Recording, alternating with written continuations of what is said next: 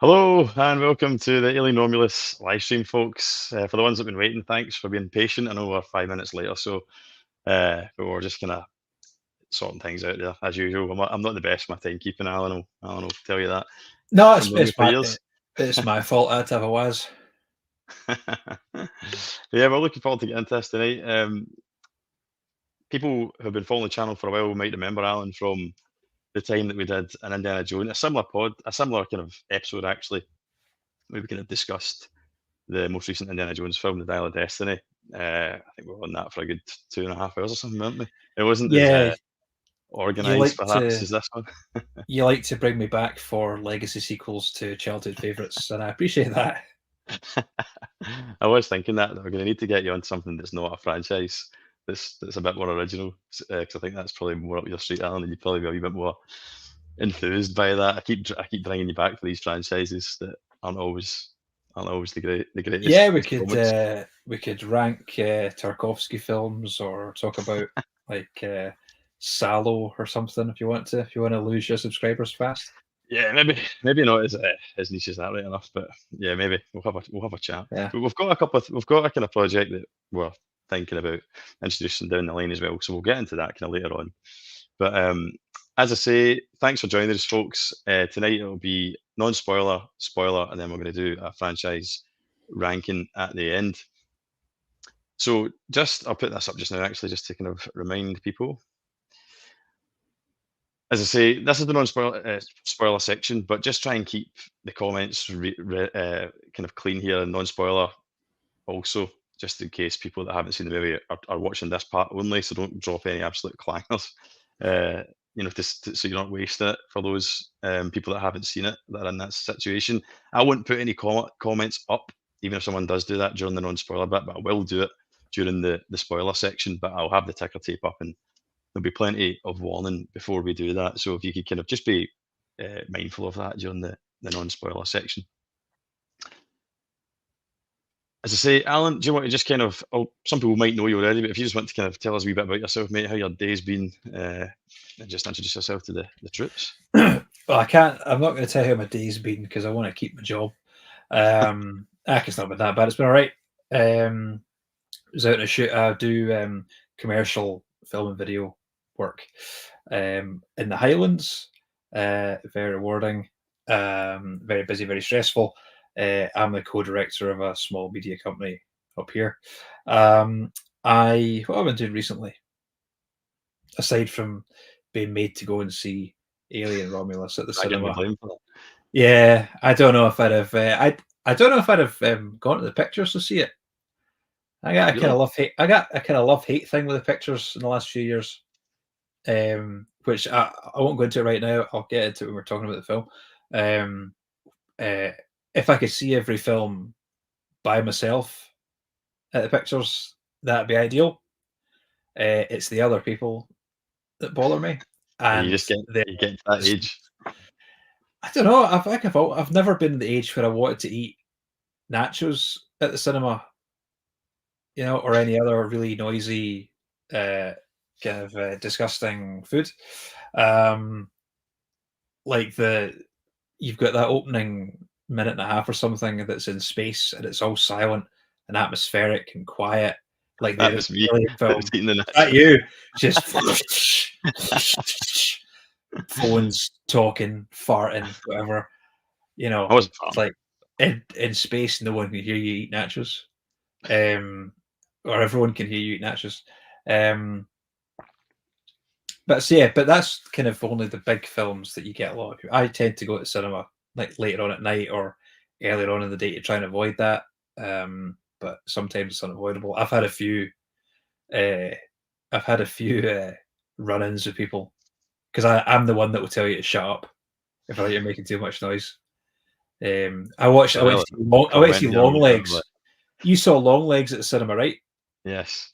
And it's very quiet and very atmospheric and tense. And the sound is important, or the lack of sound is important. And just all the way through it, it was packed as well. These people definitely didn't realize the kind of film they were coming to see.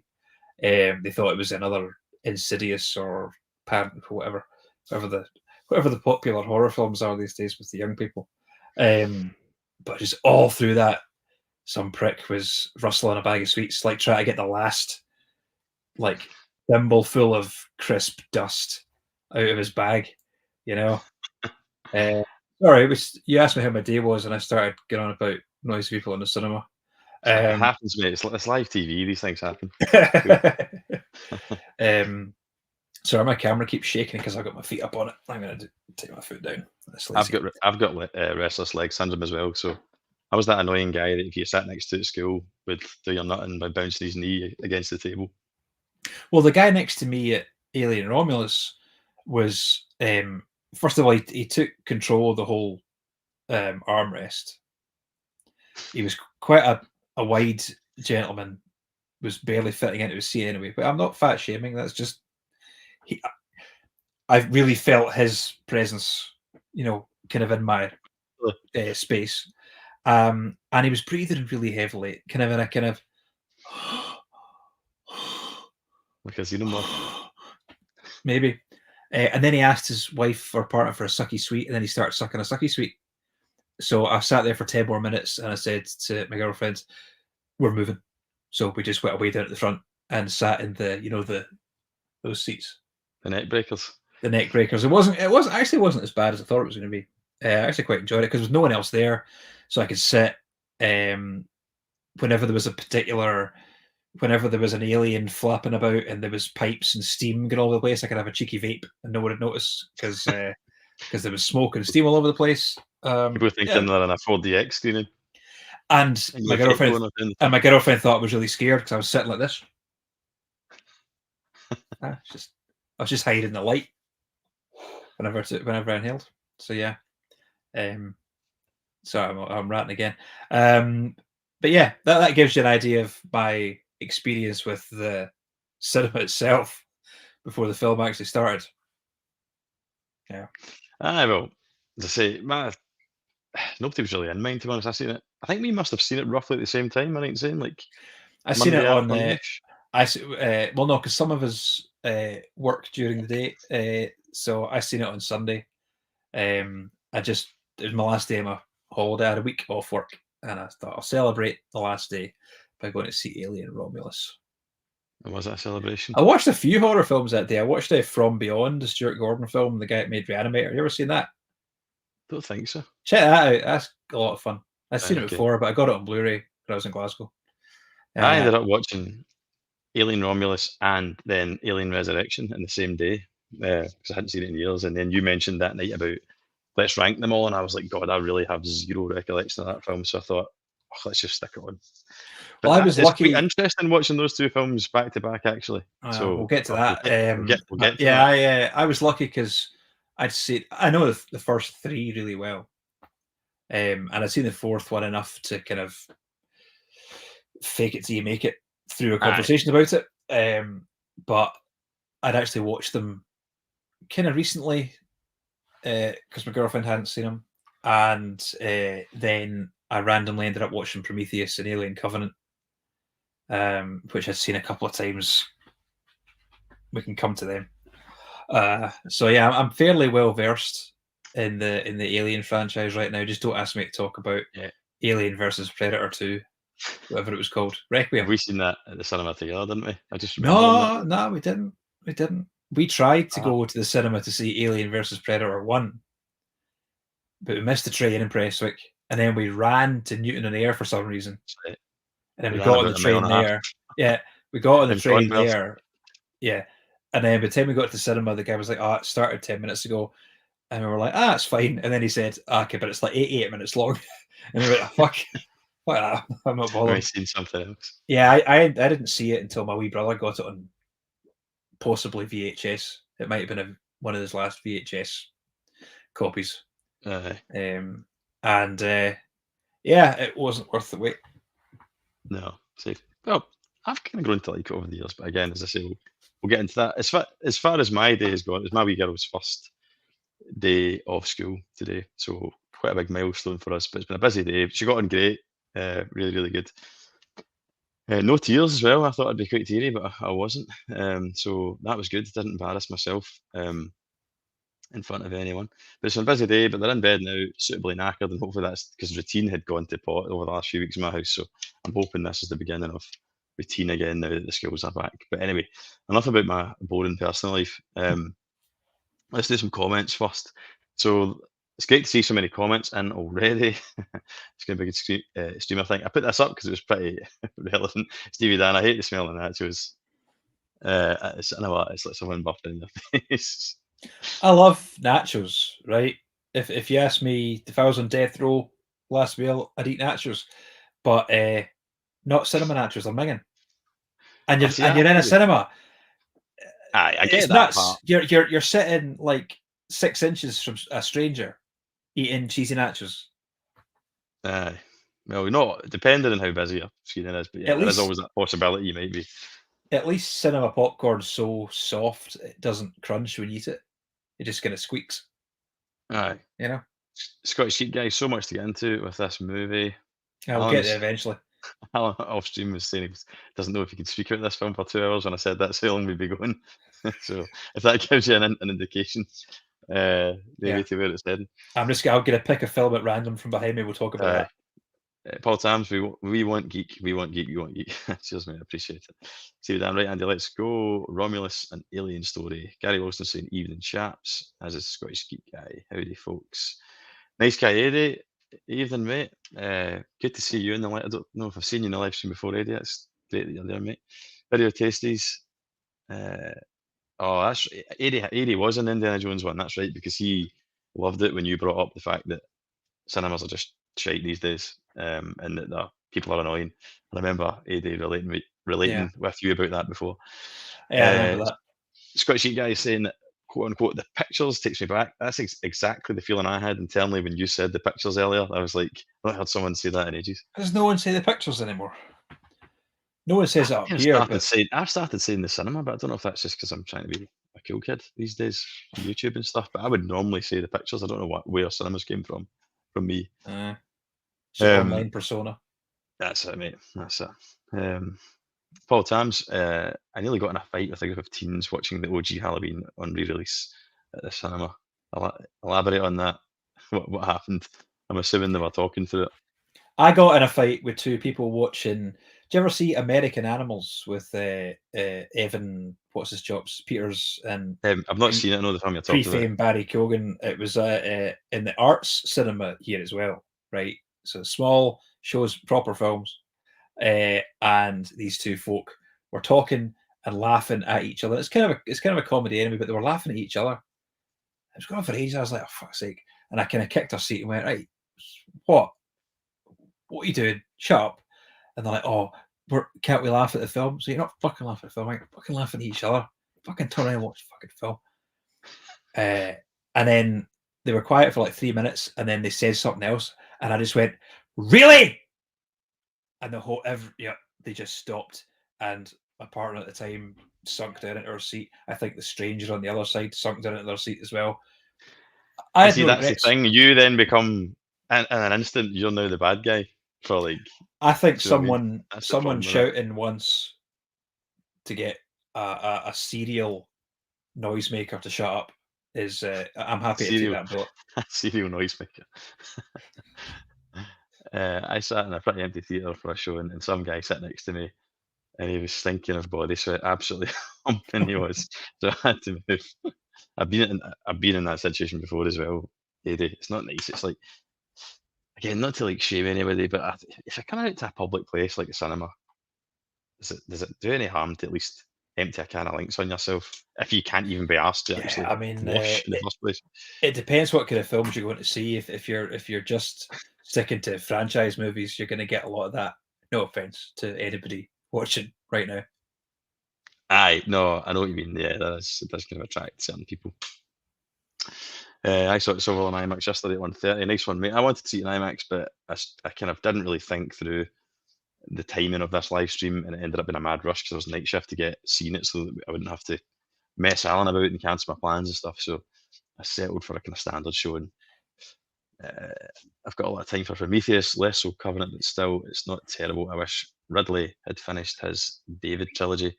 Flawed as it was, the Indiana backstory was fascinating. I won't get into it right now because we're going Yeah, to talk we about them need to later get on. into. But I would echo that. As much as I didn't really like those two films, I like to see things completed. So it's difficult to judge those two films without kind of seeing Aye, how and if it was going to get resolved.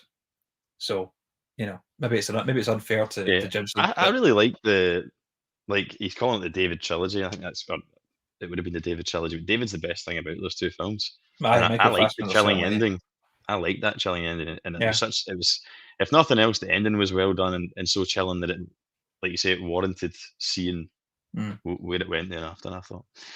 We'll do a couple more comments, and then we'll get Alan to give us his kind of non-spoiler thoughts on the movie, which might set the might set the tone for the entire stream after that. See one more. I seen it on Friday in Durham. Couldn't hear the dialogue. Absolute pap cinema. Went back and seen it today in iSense. Enjoyed it. 8 out of 10. Right. Okay. Interesting. Glad that you eventually did get to see it and enjoy it properly, mate. We'll leave it there just now. We'll come back to the comments. Alan, Yeah, take it away, mate. they're mostly about nachos. Yeah. Yeah, so I was kind of in two minds about another Alien film. Like we just talked about, you had Ridley Scott's kind of attempt. He made Prometheus, nobody liked it, so he made and it was all preachy and had lofty themes that weren't really pulled off. Tried to course correct that with Alien Covenant, which was more of a typical Alien film, but still with the baggage of Prometheus attached to it. And nobody, I think it was better received than Prometheus, or maybe it was about the same. But barely anybody went to see it, and so sequel plans were scuppered. Then they announced this Alien TV show with Oh, that's right, man. Noah Hawley, the Fargo TV show guy. And apparently, that's just finished filming. Who knows what that's going to bring? Remember, there was the Neil Blomkamp, the guy that made District 9. He talked about an Yes. Alien 5 that was going to be a direct sequel to Alien 3 that ignored the events of direct sequel to Aliens that was going to ignore Alien 3 and Alien Resurrection. That was going to have Sigourney Weaver and Michael Biehn in it. Then I think Ridley Scott went, "No, I want to make Prometheus instead." And then that got chucked out, and then it was kind of up in the air for a while. It was kind of in the Lost in Space, ejected out of an But airlock. not that Lost in Space. No, I did see that in the cinema. So did I. Yeah. Had a good theme Um, tune, if nothing else. I A was good just toy about line. I was just about to say that. So yeah, then Fede Alvarez comes along. Fede Alvarez, take him or leave him. I kind of liked his Alien, his Evil Dead remake I liked it reboot. as well. I thought it was quite good. But that's because I like the Evil Dead films, but they don't really mean anything to me. Precious to you. You could make a million shit Evil Dead films. I don't care. But it was fun for an hour and a half. But it was. I did the worst day that day. I'd driven back from Edinburgh in a heat wave in heavy traffic, and I actually cried at the steering wheel. It was that bad. But I went to see that night. It was great. I haven't seen his other films. They don't interest me. They don't pique my interest. But anyway, I thought safe pair of hands. I guess he can do that kind of film. I like the cast. They announced Kaylee. Is it how do you pronounce her I surname? think it's Kaylee Spaney. Spainy, like Spiney is Spiney or Spaney? I think it's right, Spaney though. like Portugal's Spainy. Yes. No, Spain. Right, okay. I wasn't sure, but anyway, her. Let's call her Priscilla. I liked her, and I like David Johnson. I saw him in Rye Lane. I thought it was really a really fun actor, and that's a really good film as well. So I was in, but I did go in with really low expectations because I thought the trailer was shit. I thought the See, did you? trailer. 'Cause I think the trailer. I like I the thought trailer, and I think the general sense around that trailer was that people were excited. I think it was well I thought received, the that trailer. I thought the teaser was good. I didn't very much the That trailer. the slow panning one, the one that panned Yeah, past that was didn't really the show much. And actually, airpods and there's blood and all it's that. Yeah, actually not a scene from the film. Now that you've seen the film, that long panning sequence doesn't happen in the film. yeah, right enough. Yeah. So whether it was created just for the trailer or not, I don't know. Ridley Scott's involvement, is that a good thing or a bad thing? Who knows? and we'll come to that because I want to talk about that. I think his So involvement's very obvious to see in the film. yeah, I know. So I went in with pretty low expectations, but I have to say, in the first maybe half an hour, the film started. The kind of whole premise of it, the one thing that has to happen for the plot to happen, which I won't spoil, I was kind of like, it kind of irked me, but we'll talk about that when we go to spoilers. But actually, when it got to when they set up the characters, they're on this mining planet, which is one of the Weyland-Yutani backwater Colonies. planets, which to paraphrase Charles Danson, Alien 3. I liked that. It wasn't anything I hadn't seen before in other films, but it wasn't something we've seen in an Alien film. The look of the film, I was immediately on board. All the lo-fi 70s future That stuff was done well, I thought. was And quite brilliant. seamless. Yeah, it was seamless. There was a couple of moments that annoyed me with like random callbacks to films. They're sitting eating food and there's a drinking bird from Yeah, Alien, I clocked that as well. and they eat cornbread from Aliens. So there's a line about, guess you don't like the cornbread either in That's true. Aliens. And I was like, oh, I why is this in here? Is it just for people like like me and you that go, nah? It's so you can do the I preferred Leonardo DiCaprio meme. that stuff. Yeah, I preferred that stuff when it's like they don't even look at it or reference it. Like it's not like those two characters in that scene in the cafe say, "How's your cornbread?" You know, just to make sure you know it's Yeah, cornbread, yeah, or she plays with a bird or anything like that. You yeah. know, I don't know why that annoys me so much, but the fact that like the computer noises, that really great noise that happens in the potato start of noise. Alien. Yeah, Uh-huh. that's exactly the same sound as from Alien. You liked I it, don't know why. I love that. I don't know why right? the other thing annoys me. I'm happy with it. Sue me. Um, uh, and then Straight to the point. the other characters, they're stock, kind of one dimensional, but they're going to be alien fodder anyway. So as long as your main characters have something a bit interesting going on, you're all right with that. Like, aside from the kind of core few characters from Aliens, name something about Corporal or Private Spunkmeyer. Tell me something memorable about his character. Or I don't know. I've forgotten the other guys' names. Anyway, I can't so I remember didn't. them either. Like, I did think that as much as they were fine, that when I came out of it, it made me realise that the characters aren't overly important in No, Aliens films. They're not. as long as Like, your protagonist or your couple of protagonists are interesting, um, you can have as many bodies to chuck in front of an alien as you want because that's what you're there for. Having said that, Ripley, as much as we love Ripley, we talk about Ripley. Um, she didn't really have much of a character until Aliens. I thought that as well. I was thinking that You know, today.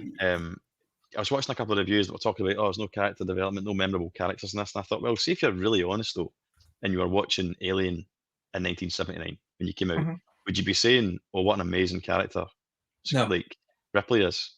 Like, no. yeah, she's badass, but it's not like she. I think she's gotten that reputation through nostalgia and the fact that it became so genre defining, and she's done further films that have expanded her. But Mhm. Yeah, her first iteration of Ripley, as much as it's memorable, it's not like she had a massive arc yeah. or anything. You didn't know much Certainly, about her certainly, she had no more characterization than the other characters because in this one. Yeah, Alien's a really well written film. Everybody has a little moment so that you feel for them when they get uh, bumped off by the alien, right? Um, they all feel like real people, and it's great. And this they is do a really. good job with the main character, who I've already forgot. I've forgotten everybody's names I apart don't know from any of the their names. robot because his name's Andy, Yeah, which they thought which about for about 2 seconds. I thought I was assuming was short for Android, but then That's what I think it did. at some point somebody says or reads his like serial number and it's ND13578, whatever it is. Right, so it's I like a was like, kind of all right, so it's not Android. All right, fine, whatever. It's Tommy the Machine Gun from Rocky Five all over again. If your name's already Tommy Gun, you don't need a nickname. that's true. There's no need Uh, to overdo it, no, is there? it doesn't. It doesn't. It Sell it. has nothing. But anyway, so your characters are good. The Aye. the setup to get them up into space is a little but that's fine. We're not watching Citizen Kane. It's fine. And then they go onto the space station. Are we doing a plot summary? Do we need to? I think you can do that if you want. Like just So they're going. So basically they want to escape this horrible life they have on this mining planet. There's a thing the film is saying about corporate overlords. The fact that she thinks that she's worked requisite number of hours to leave. Turns out they've jiggered her contract without her knowing, and she's only halfway through now. And there's all this talk about you work in the mines, you die because there's all sorts of viruses and diseases, and it's just terrible working conditions, and no one survives it. Her parents have died in the mines as well. So there's a real impetus to get out and escape. A bunch of her friends get together. I can't really remember where they get a spaceship from. They just have one. That's fine. It's an alien film. I asked that question in the cinema. I was watching with a guy from work, and I was like, they're kind of making it as though they're almost like oppressed by the company. Yeah. So I found it a little bit unbelievable that they would have access to a massive spaceship, though. I guess one of them maybe one of them, his job is to fly that spaceship. Maybe. Maybe they mentioned it. I can't remember. Her brother, the main character's brother, is a synthetic. We know them from the other films. Although annoyingly, he's not named the same way everyone else is. There's a whole thing I saw. It was like, did you ever notice that the androids in the alien films are alphabetical? No, it goes they're alphabetical. It goes Ash, Bishop, Call, David, A, B, C, D. Then they jump to Walter in Alien Covenant. So unless you call him, I don't know, Zoe, you're not gonna manage. But anyway, so they find there's a what they think is a derelict spaceship. Turns out it's a derelict space station in orbit, where they're going to go up there. They're going to steal cryotubes, which will lead to go to this paradise planet 9 years away, and they're going to steal cryotubes, put them onto their ship, and escape this oppressive lifestyle. That's basically what's going on, and it's fine. It's fine. Every alien film essentially has the same story. Everything seems fine. Alien appears, goes into someone or something. Just a chestburster appears, impregnates someone or something. Alien escapes. From the second film onwards, nobody believes Ripley for a while, until they do, and then they kill the alien. But then, or they think they've killed the alien. Turns out they haven't, or they've escaped and they haven't. And then there's a final kind of third and a half act to the film where it ends proper. So this one, I liked it was a slightly different setup. It wasn't just people on a ship somewhere encounter, a planet with aliens on it. So I was happy with that. Anyway, they go to the derelict floating out in space. Turns out it's a science station, and then things get messy from there on. Is it a spoiler to talk about the very first kind of 30 seconds of the film, or the first minute or so of the film? Maybe. I think if it's not in the trailer, even if it's the start of the film, it's not in the trailer, so it's a spoiler. Yeah, what would you like, just to because I think the two of us are itching to just get into the spoiler stuff. So what if you had to just kind of summarize, if you were putting like a paragraph on Letterboxd about it, how would you kind of summarize, and maybe give us your score at this point, like out of 5? I gave it a 2 out of 5. All right, okay. Yeah. Not like I said, I was on board with it because my expectations were very low. I went into it and I was enjoying where it was going. Then there's a thing that happens which brought me way down. Then I was kind of brought back up again a little bit, but then something about the last kind of half or third of that film, I just got bored. I was like, I'm not. I was just like, I'm enjoying it, but I know what's going to happen up to a point. Nothing surprised me. Also, it wasn't scary. It wasn't, and I'm not someone who likes horror films, and I wasn't scared by it. Actually, I called every jump scare. Like, tense. What happened? Tense at times. Fine, but not scary. I loved the look of the film. I thought it was really good looking. In today's age, where films are rushed out and the VFX artists aren't given enough time to finish what's going on, or they're not paid enough to finish the work. I thought the film looked amazing.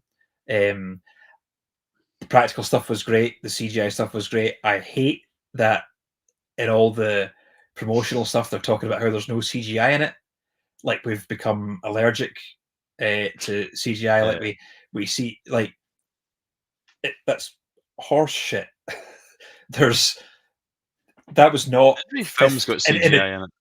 Yeah, every film. Extent. That was not 50 facehugger puppeteers running out into that corridor, like hitting the walls and clout. That it was CGI. It's you don't have to be ashamed of it. There was definitely bits where you could see Oh, scenes yeah. in the movie that were animatronic. Yeah. Facehuggers, but like the bit where But they were all spelling out. Don't there's pretend maybe one that or there's two. no CGI. Yeah. I like the lead almost that maybe draw your eye the most, and everything around about it's probably CGI. Don't lie about how much CGI there is in your film, because we're fine with it. If it's good CGI, we're okay with it. Just don't give us deep fake Nicolas Cage as Superman fighting a giant crab or whatever the hell it was. Nobody wants that. Scottish Geek guy might disagree with that. You might want. Oh, okay. He likes superhero stuff. Yeah. So for me, if you're kind of finished there, mate, I'll give you my kind of thoughts. I think we'll definitely be able to get kind of elaborate more and explain ourselves in the spoiler section. But for me, there's quite a lot of comments have come in, and this fella, Teletrano ATS, his comment kind of, it kind of reflects my feeling a little bit. So mixed feelings. As a silly movie of the week type thing, a popcorn movie was okay. But as a movie that could add something to the franchise, it was a disgrace. Now I wouldn't go as far as to say it was a disgrace in relation to adding something to the franchise. Something about it was a disgrace. yes. It's a fan service type movie, which is becoming more and more. But that's because we live in a world where popular franchises are now 40 years old. Alien, Star Wars, Indiana Jones, even bloody the Marvel universe is 20 years old now.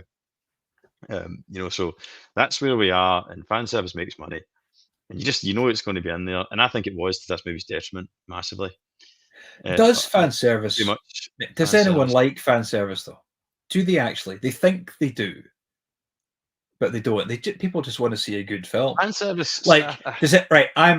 We're not into spoilers yet, but I'm going to say something. At one point, somebody says, "Get away from her, you bitch." Yes, I didn't like anybody. That. Did anybody in the cinema go, "Great"? I'm really glad they said that. well, the guy I was with was my work colleague, and at the end we had a wee bit of debriefing Costa, and he said he loved that. Like, he thought, I thought that was brilliant. I thought it was great, and I was kind of like polar opposites there, mate. Like I rolled my eyes at that bit. And and you said this guy's a work colleague. Yeah. So he's a policeman. Jesus, that's so worrying. These people have important positions around the world. My personal life is not in all sorts. Sorry. So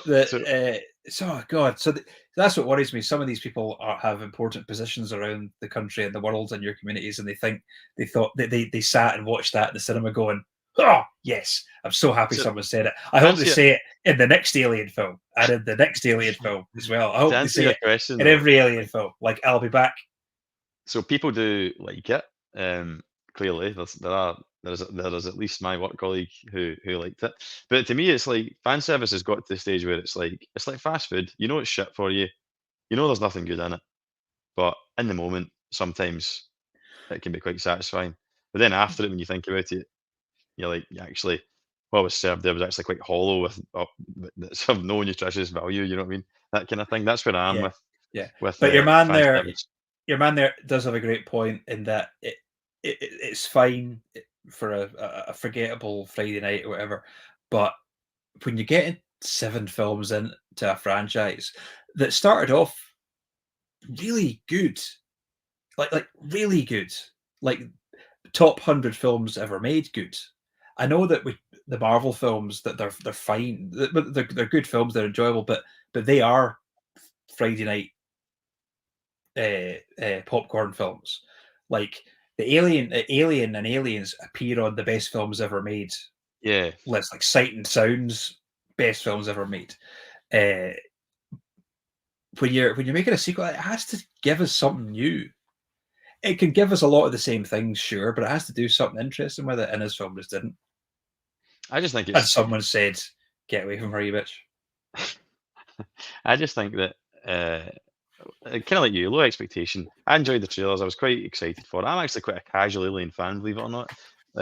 Like I think you watched them a lot more growing up and probably have a lot more knowledge of them, Alan, to be honest, than I do. So kind of like what you said with the Evil Dead, I'm not overly bothered about. Like Mm. I was like, oh, this trailer, looks pretty good. I'll go and see it. But I'm not like it wouldn't be the way I would approach a Bond film. Say that I'm Yeah, massive on Bond. Like I mean, I'm not angry about it. I'm not someone that gets angry and goes, "Oh, they've ruined it," because they aye. haven't. The good films are still good. How many are there now? So there's including not 4, AVP. 5, 6. So So 7 if you include Ridley Scott's prequels. that was the seventh one, right? So you're seven into a franchise, right? It's impossible to be original when you're seven Yeah. deep.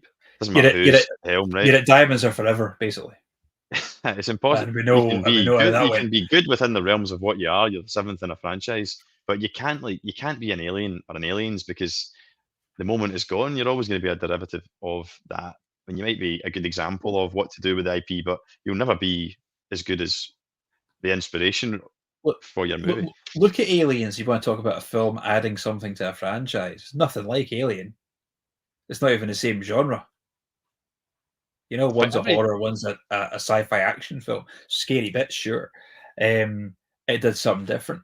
The thing about the original 4 Alien films, which they are of varying quality, but each director put themselves into it. They had a visual style of filmmaking.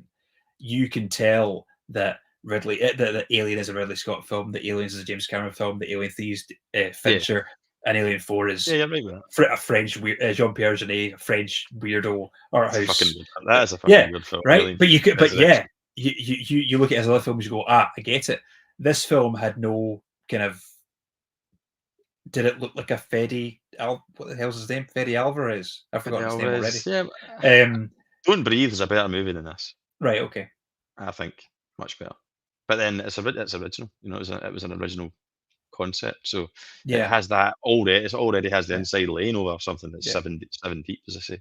So yeah, True. to summarize, like I enjoyed it. I kind of got what I wanted out from it. I didn't expect it to be as good as Alien or Aliens. I just wanted them to kind of like do well with the IP. Give me something. Give me a nice cinematography. Give me a nice action sequence, which we got. Give me, uh, give me a bit of tension. Just give me a good time, basically. Right? I'm not asking you to reinvent the wheel. Just deliver. And he did, but there was some parts of it I didn't enjoy, and it was largely fan service and kind of canon re-establishing and canon branching, shall we say, that I just didn't think had to be in there. But I think I know who was behind it. To be honest, I don't know if it was Ferry and it wasn't Ferry Alvarez, and that's my take on it. That's and maybe we'll get to this later. But I have feelings about that as well. I suspect that the script that him and his co-writer wrote was not what we saw Yeah, in the film. Like their whatever their initial idea wasn't quite where we end up on the big screen. yeah. I think Ridley Scott definitely grabbed the wheel at one point, and I don't Yeah. think Ferry Alvarez ever got it back. To be honest. Yeah, I think maybe he wasn't happy about getting chucked off the set of Blade Runner 2049. So I'm Who not was letting that? that happen again. Ridley Scott. Aye. Yeah. Was that what happened? Did he get packed off? Apparently, he didn't get chucked off. I heard that he was told, you know what, we don't need you here. Why don't you just fuck off?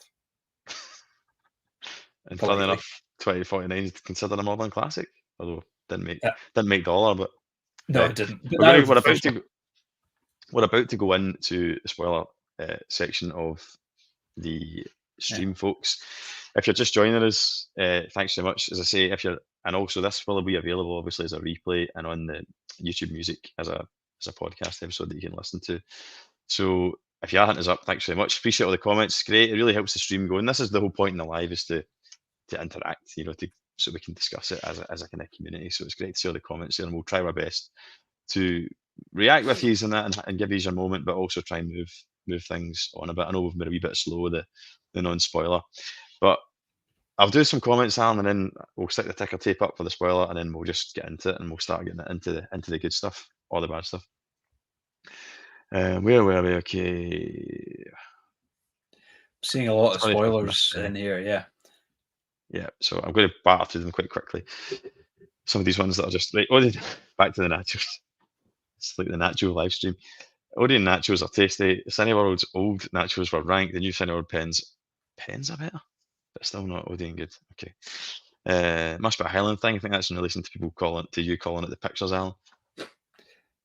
I booked Pulp Fiction, The Terminator at the cinema / pictures. You're starting a revolution with this pictures. Can we get a little hashtag pictures just pictures. floating at the bottom? Thanks. Let's go for it. Yeah, let's see if we can trend. Hashtag pictures, folks. Both my top 5. Yeah, I don't think I'm going to see Pulp Fiction because I watched my 4K of it recently, but yeah, maybe The Terminator. We'll see. Although it's going to be the new 4K master, isn't it? And if the recent 4K masters aren't to go by, it's probably going to be another wax fest. Chris Kyle, and not just a bit where he closes out. Should be goated, by the way. Always have them months before the film rolls, though, because I do hate folk. There you go. Then there's someone that's considerate. Hate folk making noise. Yeah, sorry. Screen. Yeah, I should have been specific about that. Eat whatever the hell you like before the film starts. Yeah, and hate the cinema talks. I'm kind of the same. I smash my way through them. One, because I'm a greedy bastard. Two, because I don't want to be that guy that's making the noise. I think this was in relation to the unfinished David trilogy. He's saying, Sicario 3. I think that's still in the works. I don't think that's been binned. I think that's still happening. Taylor, I don't know. Taylor, he's too busy with Yellowstone and all the 1 million spin-offs. I know. I've not watched a single episode of Yellowstone. Neither have I. Should. Alien Romulus is nothing but a nostalgia bait movie. Yeah, there's an argument for that. In all caps too. So raging, absolutely raging. We'll still get to the end of the David trilogy one day, I think. Looking forward to hearing your thoughts on this. Nothing divisive about this film. Aye. These films sometimes prioritize sentimental appeal over originality or storytelling quality, banking on the audience's fond memories to carry. Yeah. Yeah. Like, you're absolutely right. There's so many movies like that. And if people enjoy it, it's okay, but it does get a bit worrying for cinema as a format, or a medium. That's the word I was looking for. If it continues, because people lose their creativity, people that do have it get drowned out, don't they? By these. Yeah, but here's the thing about cinema, right? It's always evolved, and these kind of films have always existed. They just weren't superhero films or Star Wars films. You look at the gradual progression of cinema from the 20s, 30s, 40s, 50s up to the 60s. It was all about big. The big films were all about big. There was big epic biblical films that were 4 hours long. There was great big song and dance films that were incredibly expensive for the time. You had films like Cleopatra, the most expensive film ever made, right? Then that bubble burst, and it made way for the 70s. All the auteur-driven films. So you had Scorsese, Spielberg, Coppola, Brian De Palma, other names who I'm forgetting, Dennis Hopper, right? Those films were studio films, where studios were putting money into these kind of films. Then that gave way to that kind of that spilled over into the 1980s, but kind of because of those low budget films, and because George Lucas is one of those guys as well. You got Star Wars out of that, and Jaws of Spielberg, and then that gradually the films started getting bigger and bigger. The franchises started getting longer and longer as well. I think we're getting close to another bubble bursting. You look at A24 as a not a studio but a distributor. Distributor, is that the right word? Yeah, whatever. Studio or independent. Are they a studio? I don't even know. Whatever, Thunder, whatever. Their films are getting more and more popular, mainstream. The way I see it, if a film like Longlegs is shown at the Inverness View, that's a good situation. Poor Things was shown at Yeah, Hashtag Poor, filters. Poor Things was shown at the Inverness View. I couldn't believe that. That was incredible. These kind of films are coming back. I don't think big films are going to go away forever. I think they're just going to slowly kind of tail off for a little bit, and we're going to get another kind of renaissance of 10 years or maybe less of really interesting lower budget or mid-budget films like that before it cycles around again, and then whatever happens in the 2030, 2040, 2050. Talk about what you higher. said there. Yeah, it's like kind of like we're going through the 70s movement again, which will give us some really good original IPs, which ironically will then turn into Yeah. the next wave of franchises. Yeah. But there's always been really great and interesting films. You just got to look a bit harder for them. Aye. And absolutely. I don't be mad that big franchise films exist, because people enjoy them. The same way people enjoy, cinema nachos or Burger King. You could go to Burger King, or you can go and eat to the restaurant and have something, delicious and that's good for you. Don't be angry that these films exist. That's what I'm saying. Just if you don't want to see them, don't go. If you don't want to see them, don't go watch them. Just ignore them. Don't worry. Yeah, I mean, you've got Deadpool and Wolverine's just made over $1 billion, so that's probably the epitome of a big franchise fan service. And I enjoyed that, but it was fan service on purpose. Yeah. Nobody making that film thought it was anything other than what it was. And at no point did I lose myself into the film and forgot I was watching a film. A good film, you kind of lose yourself in and you stop thinking about it and you just immerse yourself in it and you watch it. Deadpool didn't do that, but it knew it wasn't going to. Didn't have to. It was just, let's be stupid for 2 hours, which was fine, totally fine. I enjoyed it a lot. You won't get another film like that. Until Deadpool 4, I guess. Aye. Yeah. But no, that's a good comment, mate. Thanks for that comment. It's sent us down a worthwhile rabbit hole, that did. Sorry. There's loads of comments. I'm not complaining, but we might struggle to get through them and keep pace on what we're actually going to talk about, which is, so if I miss any, apologies, but I will try and get through them. Anyway, so we're moving in now to the spoiler section of the heavy spoiler section. Change the title tape. Before we get to the big spoiler. Aye. Yes. Can we talk about a very minor spoiler? Yeah, we're in the heavy spoiler section. You can do what you want. Okay. The banner's up. Great. This the whole catalyst for the plot of this film is scientists find the not dead alien from Alien floating in space. They capture it, right? And then everything spirals on from there. Does that negate Ripley's heroism, the fact that the alien in that film didn't die? Or that we're saying the alien in that film didn't die? I don't really think so, because it's already been explained and well established, thanks to the multiple sequels, that they are like the perfect killing machine. They could regenerate. So it's not, I wouldn't say it's a diss on Ripley's ability to slay the monster. It's more just that these bastards are hard to kill, and they find a way to survive and come back to kill again, because that's the thing about the alien. That's the thing about the alien films, is that in Alien 1, well, she apparently killed it. It's gone. Aliens, they destroy the planet, killing all the aliens, although one survives for the next film. In that film, she kills herself to kill the last alien. And by the time you get to Alien Resurrection, they've got to clone her because she succeeded in wiping out the aliens. Wiping them out, yeah. Which she does again in that film.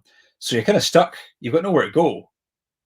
Because I guess that's why they have to set this film slap bang in the middle of Alien and Aliens. And why Ridley Scott's ones were prequels.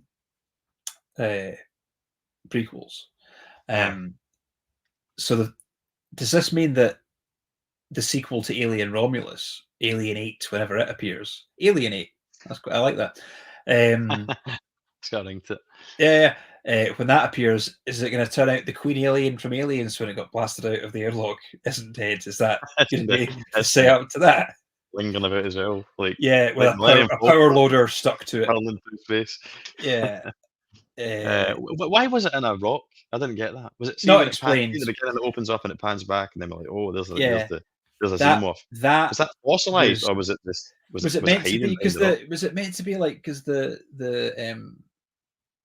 was the Nostromo was carrying like mineral ore or something, wasn't it? Says that in the Yes. text at the start. Uh-huh. Like from a refinery, deep space refinery. Was it maybe that had like when it exploded, it moltenized round it, then hardened? I don't know because But that the ship already happened. explodes ages Yeah, before and the yeah. I don't yeah, know. that's why I Perhaps didn't it was understand why it was like perhaps it kind was of explained. fossilized. Perhaps it was Um, explained in the original script and then skipped over for time.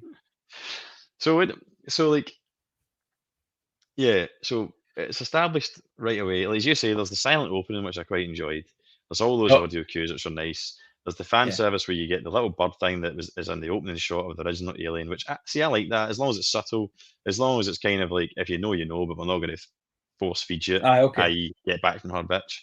It didn't Um, annoy me to the extent that I wanted to walk out, so it's fine. Yeah.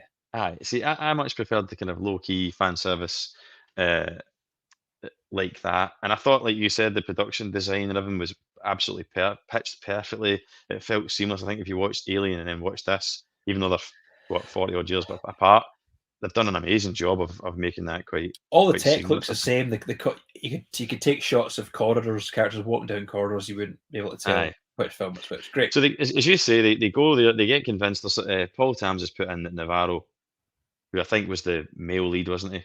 As No, she I was was a staff the carrier for lady. Wayland, so She was flies the the ship. lady. She was the lady who gets face hugged. But that explains my question earlier, was why did they have the ship? So it's Thank you. because it's a staff carrier. So there we go. I want to know Yeah, though if he remembers that being mentioned in the film, or he googled that and it's on like Alien Wiki there or you not. go. Shows So you're working, Paul. We want to see you yes, working. yeah. Yeah, so that was fine. I like the premise. I like the idea that we're like, right, yeah, shit here. We're under the foot of Wayland Yutani. There's an opportunity to get these cryopods that are in this what they think is an abandoned ship. They don't realize when they get there that it's actually like a kind of black site bioresearch facility for it's Wayland Yutani, isn't it, as well? Yeah, In yeah. cooperation with the kind of government. And then things go wrong. Like you say, it's always the same premise for Alien. It's always like we've got a crew of kind of fairly unique people that have came together for whatever reason. They have a common purpose.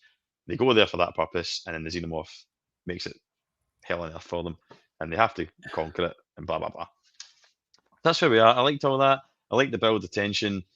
I thought making the face huggers the kind of like I felt like the facehuggers were the most interesting aliens in this. Like They've been in it a lot the more. xenomorphs It are in tends it to be that the facehugger appears, serves its purpose, very and is briefly, and gone. that's it. Yeah. Yeah, Even I guess in Aliens they kind of reappear towards the end for a few seconds. But yeah, they were there throughout, which was kind of interesting. Where did they come from, by the way? well, that's what I was confused about because right, am I getting this right? Right, so they go out. That ship goes out in the beginning. That's what we see. You see a bit of wreckage that's got an Nostromo on it. So you're Yeah. like, all right, cool, right. But Really that's where we are in handy the that timeline. that bit of the ship survived the explosion. I just The bit with its name on it. without a single letter missing, just the Yeah. Nostromo, almost like a road sign. Yeah. So they bring this thing in. We see the foreshadowing of the aliens. So all right, we know what's going to happen here then. But you're right. So that they were looking for the xenomorph clearly, or whatever it was that the Nostromo had found and reported had destroyed the crew and all that. Well, it's if you read between the lines in Alien, they were always going to find that planet. That's why Ian They were Holmes' sent out character was there, and put yeah, on the ship with him because he's not the regular science guy. So that was always going to be we're going to yeah. send you off to this planet. So they knew that it was. But anyway, for whatever reason, they knew that there was an alien But there. how did they get to the point where now I'm assuming that like they brought in that sample, they didn't realize the xenomorph was in the back of it, or it's obviously got out, killed someone or taken someone hostage. Well, no, that's the thing as well because How did they end up? How did they end up with like so that they 50 or can't. 60 facehuggers all in like container as So if they were mass producing them. the character says that they found it. Was it? Was it? Is there a text bit that says like 5 years later or a year later? Am I just imagining that between them finding the alien and the rest of the story happening?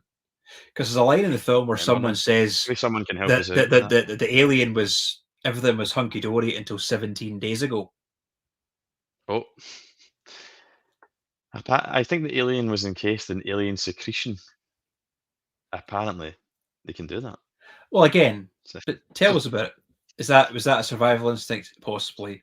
Who knows? I guess it doesn't really matter because the less we know about the alien, she says that. She says it in the film. Okay. Okay. We've only seen it once, folks, so I apologise if we've kind of like we've missed some parts of it. But they get there and the facehugger stuff is all good. I enjoyed that. I like the kind of misdirection of it. You absolutely think it's got one of those guys is getting facehuggered, and they actually do a pretty damn good job of fighting them all off.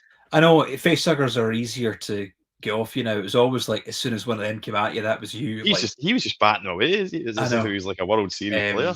But like getting to my point though about where did the facehuggers come from?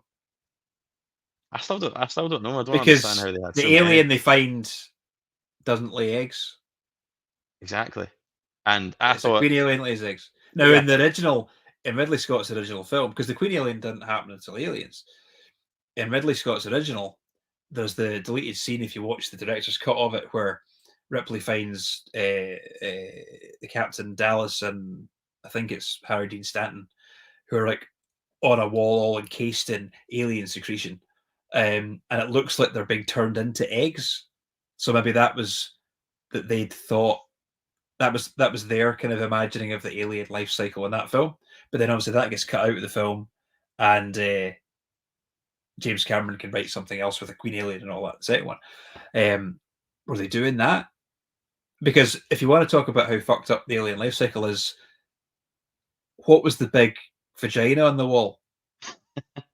Where the full-size alien came out. I always assumed that the wee chestburster sheds its skin a few times quickly, becomes full-size one.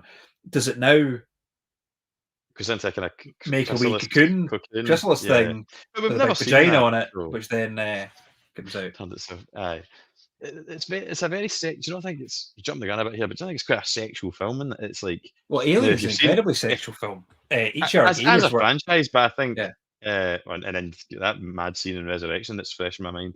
But the Fede Alvarez has already obviously remade The Evil Dead, and he famously made the kind of rape scene in that a lot more kind of nasty and a lot more sexualized. So I think he's brought that to this, like the whole bit where he's fighting off the facehugger and he's kind of I mean, you could that was horrible. Like the thing with the leaned thing into the rape side of it more. I'm going to say it once more. The thing with the big vagina on the wall. Someone's going to clip that. The original design of the eggs in the first film, you know, they kind of open like a flower. There's like 4 wee flaps that go. Aye. That was in the design. In the original design, it was like a vagina or vulva. Sorry, ladies. But they couldn't get that past the censors in the 70s. Nah, we're never going to be allowed that. We've already got like the shape of the alien's head's very phallic. It's got the mouth thing that comes out. The whole film's about rape. You know, the facehuggers impregnate you against your will. It's a whole thing, and this idea of you being pregnant with this thing that's going to kill you. That's the horror of the film. It is the horror of the film. So the films, the films, the premise of the films is always body horror, overtly sexual, and all the best body horror films are overtly sexual because there's something really uncomfortable about your body parts, your private body parts being all icky and weird. Yeah, and it's like the fear, being vulnerable sexually. Look at any David Cronenberg film, from Videodrome to the Fly's dick falls off. He's all about he wants to merge with her. You know, there's the maggot baby. Maggot baby in this as well. It's true. Yeah, like the Telechannel saying they're finding But I like that he refers to him as the big chap. Finding the big chap cocoon among the Nostromo's floating debris was a nonsense. We all know what happened to the Nostromo after 3 nuke explosions. It was vaporized. Chap was inside. What's that say? Narcissus. The The Narcissus was the wee Narcissus. lifeboat. Yeah. Aye. Yeah. So that's kind of my thought as well. But Yeah. again, there's plot holes you can excuse. To be honest, I wasn't thinking about it at the time because it was entertaining and I was enjoying it enough that I was like, "Yep, cool. There's facehuggers there." I didn't question it in real time. I didn't say where did all the facehuggers come from, but someone has put in the comments and kind of explained it. This is basically we're like two dafties that are supposed to have seen this that are basically been told by the audience. No. Because this is a fan theory. This guy. Is it the next? No, the next but comment sorry, I should have said there's more to come. People are actually telling us what happened in the film, even though we claim to have seen it. So someone says. Totally the Recall says, I'm sure these are man-made facehuggers by Wayland, experiments from the goo and the alien from the first movie. Right. So does that explain why there must be like a 5-year that explains why they're so easily batted away? Because they're second-rate generation. Yeah. Okay. Timu ones. Okay. Wish ones. Yeah, Rook experimented with the black gel to make the facehuggers. So I think that seems to be what people think was the kind of. All right. If he explained that, then fair enough. So anyway, back to what I was saying. Maybe his voice explained it, but his lips certainly didn't. But we'll get on to that. So I was on board with the whole thing, to be honest. It's like I enjoyed the whole movie as a whole, but I was going through. Him was fine up to that point. You know what's going to happen with the facehugger thing. I like the fact they were scurrying about the water and all that. Something we've not really seen, certainly the facehuggers, and it subverted your expectation because you thought one of these guys is 100% getting facehuggered. And it's definitely the something in the water. Not the guys people that are on the ship, because it's the arsehole guy that's been nasty to Andy. He's going to get it. It's not the people that are on the ship because they're safe. They're miles away, and then it kind of flips it on its head. They two get out. They come to help, and then they don't know what's going on, and then the pilot gets the good news. So I like that. It's all good, and I'm not sure if it happened before that or after it. But let's just cut to the chase here, which is a big talking point. Ian Holm turns up back from the dead in the movie, right? With terrible CGI, and not only is he in the movie, but he's like a major character in the movie. Aye. Like he's in it all the time. He's in it from that point on. He keeps reappearing. The CGI isn't good. It never is. Like with this stuff, when they're trying to, especially someone who's passed away, so they can't even get him in to do any of the voice work or anything like that. So I'd imagine they would have been sampling, kind of like the Indiana Jones thing with Harrison Ford going over archive footage and all the rest of it. Now, I just felt that this is so distracting because it doesn't matter how. If you have someone who's going to play such a major role in the movie like that, and he's going to have that much screen time, then the CGI has to be really high end. It doesn't matter how good it is; you'll always know it because your brain picks up on when something isn't quite right. Okay. Also, the fact that you know the actor's dead, which is a big giveaway. Or maybe not everyone does. Fair enough. But again, why did they do it? Did it need? It didn't need to happen. That's the big thing. It didn't need to be in the movie. Yeah. I mean, with the exception of Michael Fassbender, I don't think we've seen other androids that look the same, that are like come off of a line. Yeah.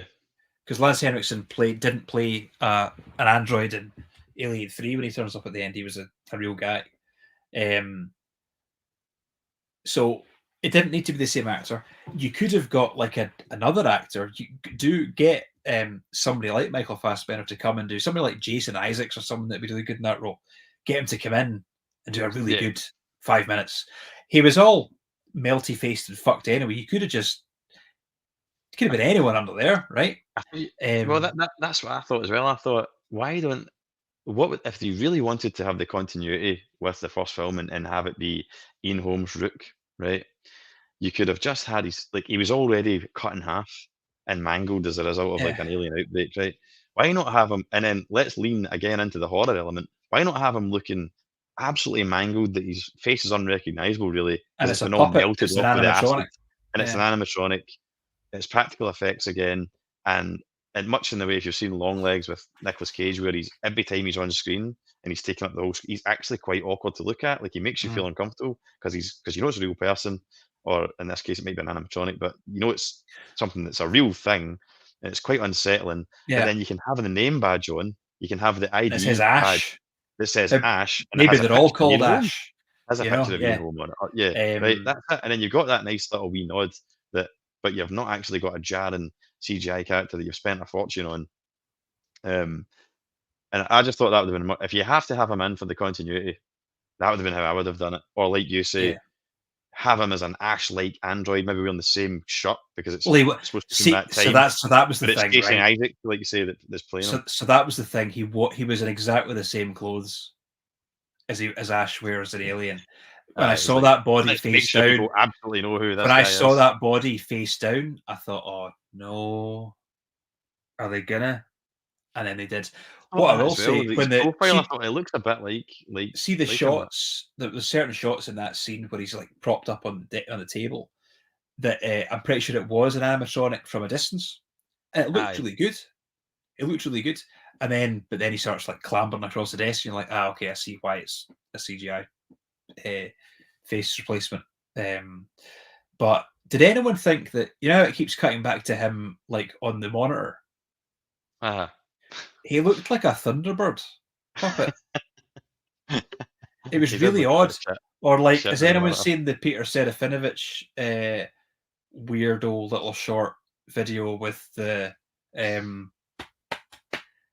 puppets, the Easter Island heads that are actually aliens taking over the world using You might be mannequins? on an island with With this one, mate. I'll I've never put, heard of it. I'll send you a link to it. It's really funny, but Yeah. it looked just like the narrator of that film that talks to the audience and explains the aliens' plans to take over the world. He's just in it. He's just in it too much, man. He's in it far too much Yeah. for my liking. There's just no need to have him in it like as much as that. Yeah. And every time that was when I started to not lose interest, but that was when I started to get a wee bit frustrated. I was sitting at like 3.5 stars, maybe even 4 stars, and then he came, and I was like, if we're doing it as a graph of where my rating was going, it was like Ian Holm back to Just 3.5. nosedived. Yeah. More Ian Holm, three. We talked More Ian about Holm, 2.5 now. I'm like, and then it stalls a little bit, I think, just before we get to the kind of really good. Well, see, I like the third act. I particularly like that gravity sequence, which I'd heard about, and at first I thought that was the gravity scene at the beginning, and I thought can't be the one that everyone's going on about. Like it's not that good, and then you get it later on. So, and then I was back, and I kind of went on a steady up climb, and I got from about 2.5 back to about 3.5 okay. by the end of the movie. That was kind of how it went for me. We talked earlier, or mentioned earlier, about Ridley Scott's influence on the script. I think that the deepfake Ian Holm was the Disney people's influence on the script because they love doing that shit. Do you think so? You've got young Luke Skywalker, young Indiana Jones. That shit. What else have they done? They've done it loads of other times. Somebody help me out. They are all through the Marvel films. You had like young Michael Douglas, young Robert Downey Jr., young John Slattery, and whoever else. Did you see Indy? Yeah, said Indy. So is that their influence on that? Maybe. I think it might be Ridley Scott's went, well, let's continue on the Ian Holm thing, right? So later on, after that initial, or is it me? I can't remember what order these things happen in, but he basically says that they managed to recreate synthetically the black liquid, the black goo, which was the original Guy Pearce's character, the founder of Wayland Mr. Wayland. Mr. Wayland. I think the thing is, I think the concept is because do you remember? Because Lance Henriksen played Mr. Wayland in Alien vs Predator as well. That's right. Evidently a different Mr. Wayland, but it doesn't matter because they're not canon anymore. And then in Alien vs Predator 2, there was a Asian lady called Mrs. Yutani. I think the idea is that it's a conglomerate. These two separate massive companies joined. Aye. Which is usually the case in real life when it's two names like that. A big pan-Pacific conglomeration that has taken to the stars and now controls everything. Kind of like the Empire. Aye. But if it was run by Donald Trump. Aye, so like, yeah. Young Ian McKellen and Patrick Stewart, thank you. They were forcing. All right, they were forcing. the Prometheus connection and Yeah, really trying to make the yeah. Prometheus in the earlier films like Now, canon, which I'm not bored about that, but it was just kind of like it, that. It was that part that made me think this is Ridley. This is Ridley yeah, Scott's influence. He's maybe said, "Can we get some kind of connection back to Prometheus?" And but to you're try right, and get some kind of closure. might be in the Disney execs that's went, we've got a team that can de-age, by the way, and we just love sticking things in, so it Mhm. might have been Yeah, studio interference to kind of go down the route because of like a so here's the thing: is that maybe he didn't want to do it is another option, but why not have Michael dead lips Fassbender? home. Why not have another Michael Fassbender robot? I would have preferred to have seen Michael Fassbender, especially when we Because never he, got the yeah, David trilogy.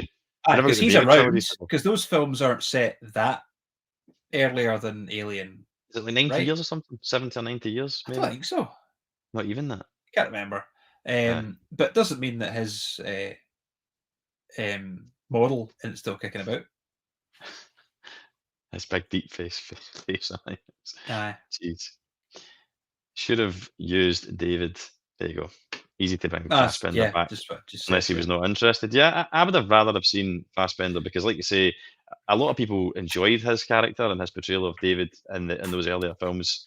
And I think, given that we're probably not going to see the David Part 3, it might No. have been a nice wee way to just see him once more, kind of thing, in this one. So yeah, I second that. I would have liked to have seen that. Telechannel. Uh, I must start with, as I feel the CG on Rook looked super ropey. It actually took me out of the experience more than anything. It took me out of it as well, slightly. Yeah. Not completely out of it, but yeah, unseated me somewhat. I work in tech and really feel I've seen solutions blending photo. What that means. Character of Rook I thought was great. It's just the execution was just not. Yeah. I Yeah, mean, some people like the Rook thing. it I'm not was saying. it was well, all the Alien films have a human antagonist as well. The aliens, because otherwise it kind of get boring because the aliens don't talk or communicate or have any grand plan. They're just sort of relentless killing machines. So you've got that human antagonist, whether they're up to something super. In fact, they usually are up to something super secret anyway, aren't they? Did Alien 3 have one? What some Only kind of at the end. Yeah, like uh, well, they were all baddies, I guess, cleanup in crew Alien that were 3. trying to kind of. They were all horrible pieces of shit in Alien 3. But yeah, so you need the human baddie. It didn't have to be in home, and he wasn't really much more than an info dump to explain what was going on. Otherwise, Aye, how would the young crew have figured out what was going on? They wouldn't have. aye, They would have just went, "Oh yeah. shit, there's monsters on here. Let's Yeah, get so you off." needed a character like that, I suppose, yeah, but again, did it have to could you not get Fassbender or anyone or do what I suggested and have it just a mangled android that can have the name tag on as the callback rather than Mhm. a full on CGI monstrosity. Yeah, maybe they plug something into it so they can hear him talk, and it's all really Aye, weird and you hear the disembodied and distorted horrible. voice, but yeah, Yeah, you're not seeing the yeah. because it's not the voice. Let's face it, it's not the voice that's distracting. It's how he looks on screen. What will bake your noodle? If all those androids look like Ian Holm, then why didn't the crew of the Nostromo know he's a goddamn robot? Yeah. A nice quote from Alien there as well. What's that one? Yaphet He's a Kotto goddamn says, "He's a robot. goddamn robot." Robot. Yeah. He was Max Headroom. Showing your age there, mate. They solved this problem in Matrix Revolutions. Two different women, one Oracle. No CGI, no deepfake, just a good reason. Aye, so Yeah. maybe That just get a actress bit more creative yeah, with the writing. Put your that actress died. put your But that's the thing is that we're not even this isn't Ash, it's not even the same character. Could make him somebody else, you know? young Ian McKellen and Patrick Stewart. Yeah. Yeah, they were deep fakes in the X-Men Gestation 3. process broke all records in Romulus after AVP 1. That's a point actually, because they that's been a bit kind of unreliable kind of since Alien 3. But then it was a queen, wasn't it? So maybe it takes longer to gestate. With John Hurt, what has he got? The thing on his face overnight, I guess, or for a day or so, and then it comes off, and then it bursts out of him. It's hard to tell, like, time period in It's difficult space in that films. film. There's no night and day kind of thing, but Yeah, yeah, it does feel like he's in there for a while because they're yeah, talking about it and they're eating and stuff like that. So there's yeah. Whereas indications that time has she was passed. dead. She was dead. It was almost that scene played out kind of in real time, and she was Aye. dead. 2 minutes later. I can't because also you've got one of the Billy Crudup's character in Alien Covenant dies pretty quick after getting face hugged as Can't well. remember. I forgot he was even in it. Been a while Yeah, since I've seen Alien Covenant, but yeah. So like, as I say, I'm making it out as though that's like it completely ruined my life seeing Ian home. It wasn't as bad as that, but it was probably the most distracting thing it's for for me. me. It's the moral issue. It's like, well, okay, Let the maybe Ian guy Holmes' let the guy rest in peace. son said it's okay. Who cares? Ian Holm So wasn't I there didn't to even say, think I of that. approve my likeness in this film. Does he want to be in it? Yeah. Yeah, it's like, where will it end? Will you get Tom Cruise doing adverts for toilet paper in 100 years? Because we can now, we have the technology. Well, I think a lot of actors are doing that, aren't they? A lot of actors are they not kind of like digitizing their likeness Yeah, for they're that in trying future to, so but that they then can. but then I saw some scam advert for some game that doesn't really exist, and it was Tom Cruise doing the voice. Tom Cruise doing the voice. Yeah, Ah, right, okay. and I'm like, it's nuts. It's just nuts. Well, Tams, in my head, because the facehuggers are man-made, genetically altered, maybe they perfected the gestation time. Doesn't say in the Yeah, film though, but we couldn't take an hour like we did it in the OG. True. it's a minor plot hole. It serves the story, so it didn't bother me.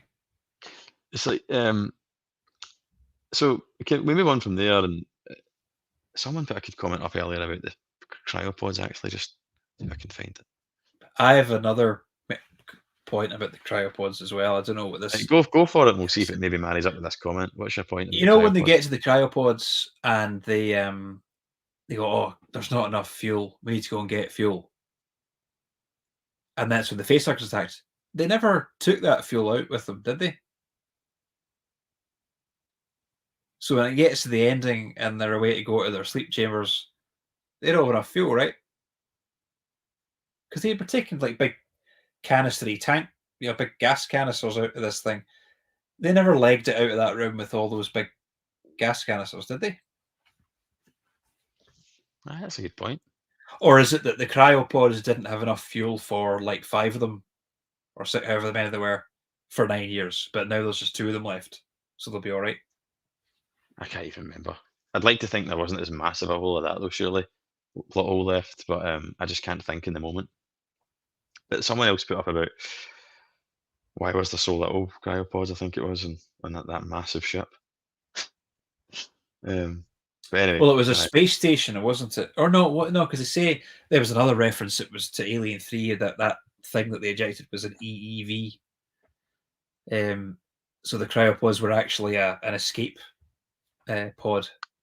right, okay, aye. Yeah. There's someone saying that's a good point. Not to sound sexist here, but if it would be a nice change of pace if there was a male leading an alien film. Just a thought.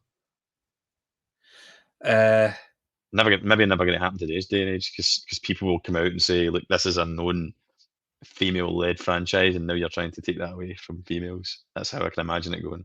I don't mind it. I think Good. because, well, I mean, let's not forget as well that there's 7 of these films, and in 4 of them it was the same character, the same female character leading it.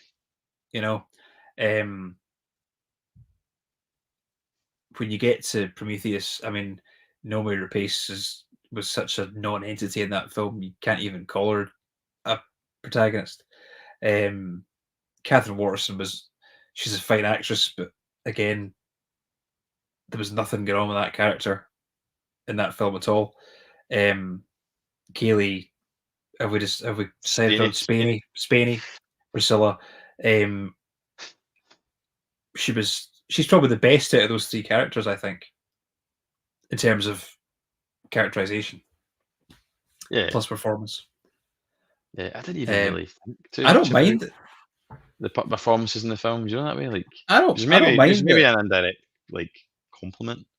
Yeah, I don't mind at all that it's female led action. You don't because you don't think about it. You don't really think of Ripley as being a woman or a man. Well, in the script, she wasn't a woman; she was a man. There's nothing about her character that she needs to be a woman or couldn't be a man. She's just the audience surrogate in that film. It's only when you get to aliens becomes important that she's a woman. I don't want to get into a whole times are terrible for men argument because I really don't believe that. But the alien films are about women. Aye. So what? Queen Yeah, Alien's it's a not a woman. massive. It's not. I hadn't even thought of it until I read that comment there, but I suppose it's got a kind of. There's plenty of heroic men in the Alien films. True. Fucking Hicks is amazing. See that bit when he jumps through that window is the best moment in any Alien film in the franchise. Yes. The eat this is pretty good from Hicks as well. Like the shotgun in the face is pretty good. That's good. Ace Stevenson, I love Prometheus to be fair. Third best after Alien and Aliens. I didn't like the cast on Romulus, apart from the leading role girl. Couldn't wait to see them all splattered. I think this is a good lady, is it not? What up? Or SG, maybe not. Who's that? No, what up from Fife? What up from Fife? Yeah. No, why did I think it's a good lady? It's Fife. Where my head is it? Cool. Right, aye, so there was that, and then we kind of get into the territory of the third act. So a lot's been made about this gravity sequence. Did you like? I thought that was well dealt with. What are you even talking about? The gravity sequence. So like the bit where they shoot all the aliens and it's all floaty. All the ones all floating. I like that they kind of brought that in again because I often gets kind of overlooked the idea that it was properly given the respect that the acid blood is a serious problem when you're in a space shuttle. The most kind of shooty, splattery alien film is Aliens when it didn't matter because they were on a planet, so it doesn't matter where so aliens are getting blown to shit all over the place. But I thought that they dealt with the acid blood thing quite well in this movie. Yeah, there was a line. It's like you can't shoot them. We're on the bottom level. It made you remember? Oh shit! Yeah. And it added to the kind of tension and the claustrophobia of it because not only are you on the ship with this perfect killer, but the only weapon you've got, you can't even really use it in this very niche circumstance. So the whole kind of anti-gravity thing was good. And I don't know. I'm no physicist, but is turning the gravity off going to stop alien blood from splattering in all directions? I thought that as well. I did think that. I don't believe that not a single drop would just float its way onto would it just swirl around like that? But it's one of those ones that's enough. There's enough in it for you to just go, okay, I'll suspend belief and just kind of it's movie explanations don't have to hold up in real life. And it made for a tense and exciting scene. Kind of jumping around here, but I actually thought the heart of the film and the best part about it, other than the kind of surface level stuff of the nice set design and I like the practical effects, what practical effects there were and stuff. But I liked the relationship between Andy and Rain, and I don't know if you picked up on this yourself, but I thought that he was a bit of a modern day. He was an opportunity for a modern day commentary on where we are with AI. Because AI is massive just now. So he is ultimately artificial intelligence, and to me, I thought it was a kind of metaphor and an exploration of AI. AI is just a thing. It's a thing that is man-made. It's not necessarily the AI that's bad. It's what humans do with the AI. So when we first meet him, he's this kind of like obsolete piece of AI, an android who has been programmed by Rain's dad to operate as a protector. So basically programmed by a human to serve a noble and worthwhile human cause, right, of protecting another. Also, there was then he bumps into Rook, and who represents the company, who represents an evil collective of humans who changes directive, and all of a sudden he becomes ruthless and capable in another way. But she always kind of believes in him. Then Yeah. there's an exploration of what's sentient and what's soul and what's a person and all that, kind And of briefly in that. But eventually it comes back to the basically when AI is in the hands of good intentioned people, it can all pan out all right, which it does at the end they were in the also case of that character. they were also trying to say something about neurodivergent people, because there was something very autistic about his performance before he gets his upgrade. I don't know what they were trying to say, or if they succeeded, or if they realized they were trying to say what I think they were trying to say, but or whether it was kind of ham-fisted attempts to try and do something interesting. But there was something about his performance before he gets his upgrade that reminded me of neurodivergence on screen. Also, don't forget the scene where they find out, or he finds out, they were going to leave him behind. That's really important, because you think the main character has his best interests at heart as well, but she was willing to just leave him behind. Aye, yeah, And that was kind of the only sort of shocking moment for me in that film. I was like, oh, because I thought she was finding out about it as well. That, oh, you can't take replicants, androids to this planet, and she did know. yeah. She just hadn't told him yet. It That's happened off heart camera. wrenching. That had happened off camera. Yeah, So that's heart wrenching. Um, and then so he, whether or not he shows it or not, because his number one priority is do what's best for her. I don't think the androids in those films are unfeeling, you know.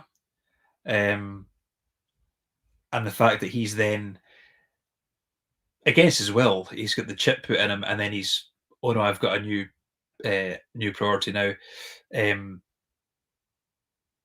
It's almost like his little rebellion. It's almost like, well, no, I'm going to do what I want to do now, whether it's a conscious decision or a subconscious decision, or conscious programming or subconscious programming. That was a really interesting little section of the film for me. Him kind of going against what it's looking out for himself rather than her.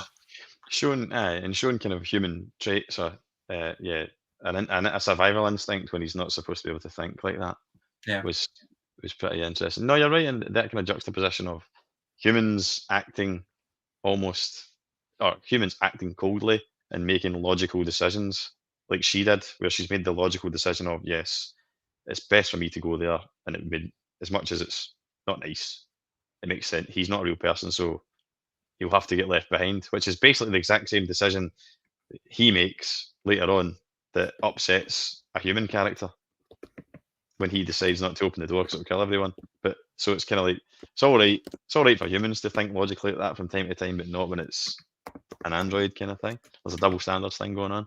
yeah, absolutely.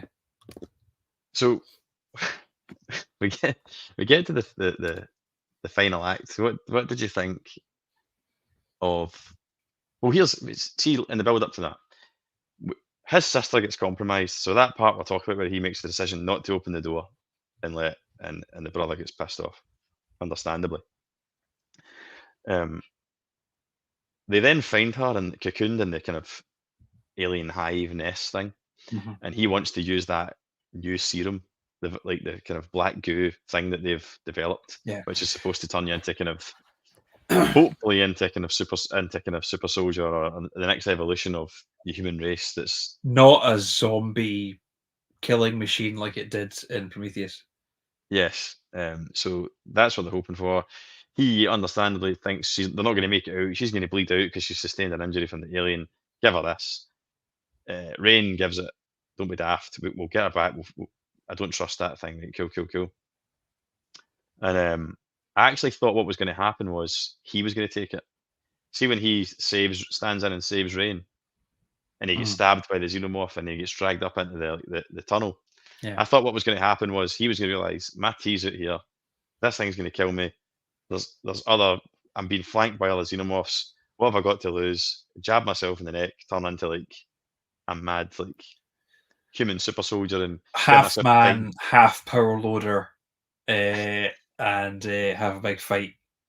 Yeah, I kind With of thought that was maybe going to happen, and then maybe the xenomorphs would be quelled, and the big reveal, the big boss battle at the end would actually be him. You know, he would go kind of Resident Evil style, like T virus, and now he's turned into like this horrible human xenomorph hybrid, and he's became the problem at the end that they have to deal with. That isn't too far away from what happens, and it is that virus thing that creates the final baddie kind of thing. But what was the logic in that decision from her in the elevator? Well, So you've done the hard bit. she'd been swiped, hadn't she? She'd been slashed by an alien, hadn't she? Yeah, but had she been slashed again when she was rescued? Was she not still in the same medical state she was in from when she got taken out the?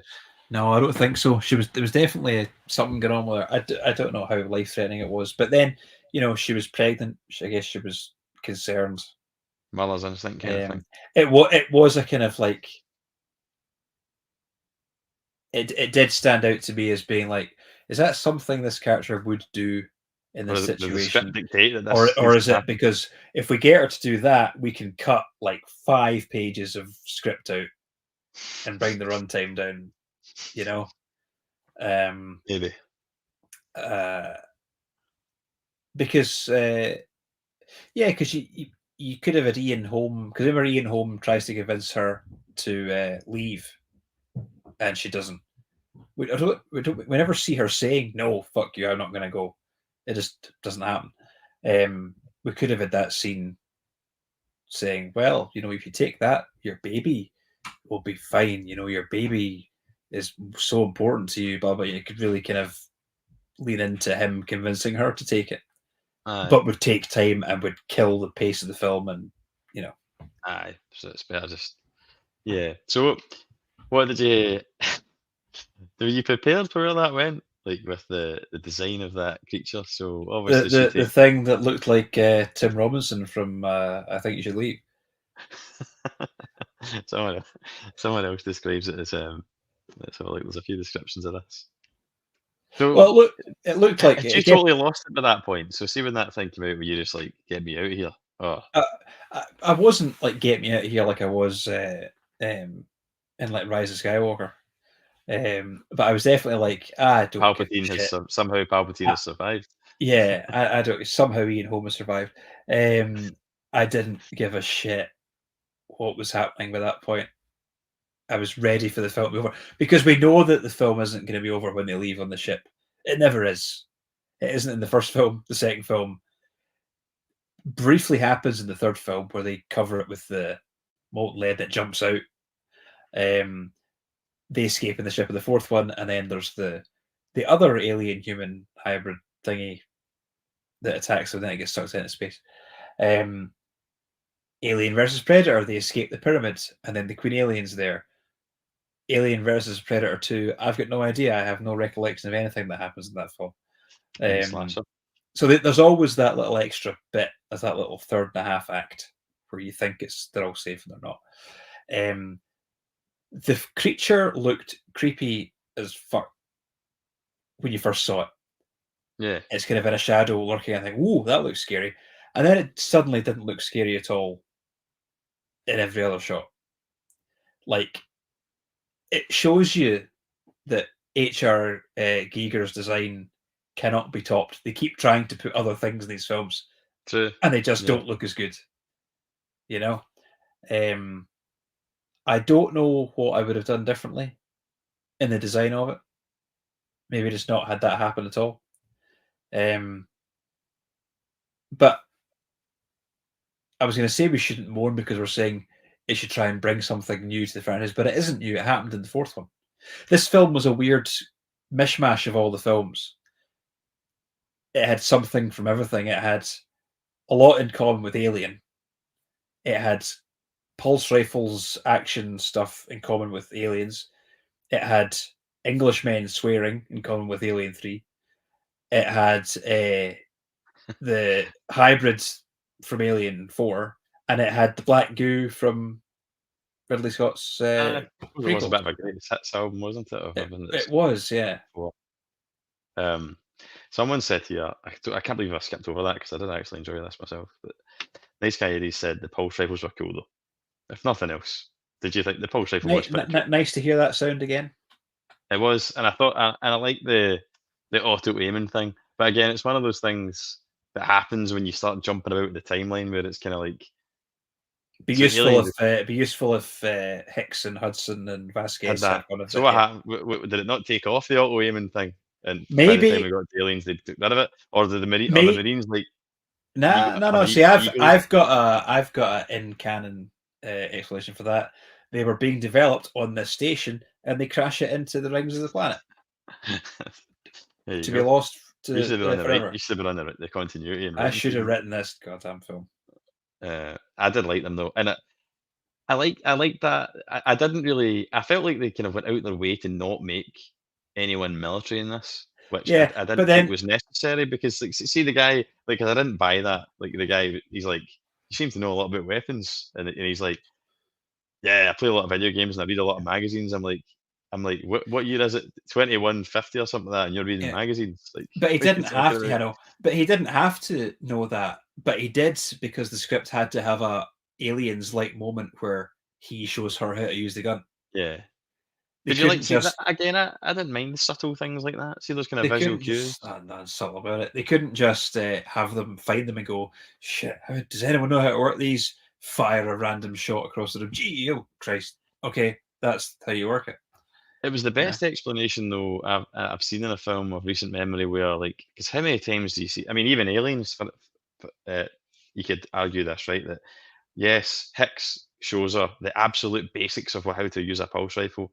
Mhm. Fast forward half an hour, and she's firing it like she's been firing it all her life. Like she Yeah, doesn't miss a single round. Takes everything out. Doesn't get any blood on her either somehow. I don't know how that happens, but yeah. she blows everyone up. Doesn't waste a round. And it's not really explained how she becomes in half an hour an expert Well, marksman with a pulse it's rifle. But you just take adrenaline. that. It's adrenaline and a mother's instinct. You just take that. But at least in this one, when she then takes them all out with that accuracy I've just talked about, it's kind of explained. 'Cause it's like, well, all she's doing is Yeah, pulling the trigger. The auto aiming thing's taking care of the rest. But true, I quite like that. true. Um, Paul saying those Colonial Marines could have done with those auto aim pulse rifles and aliens. Yeah, yeah.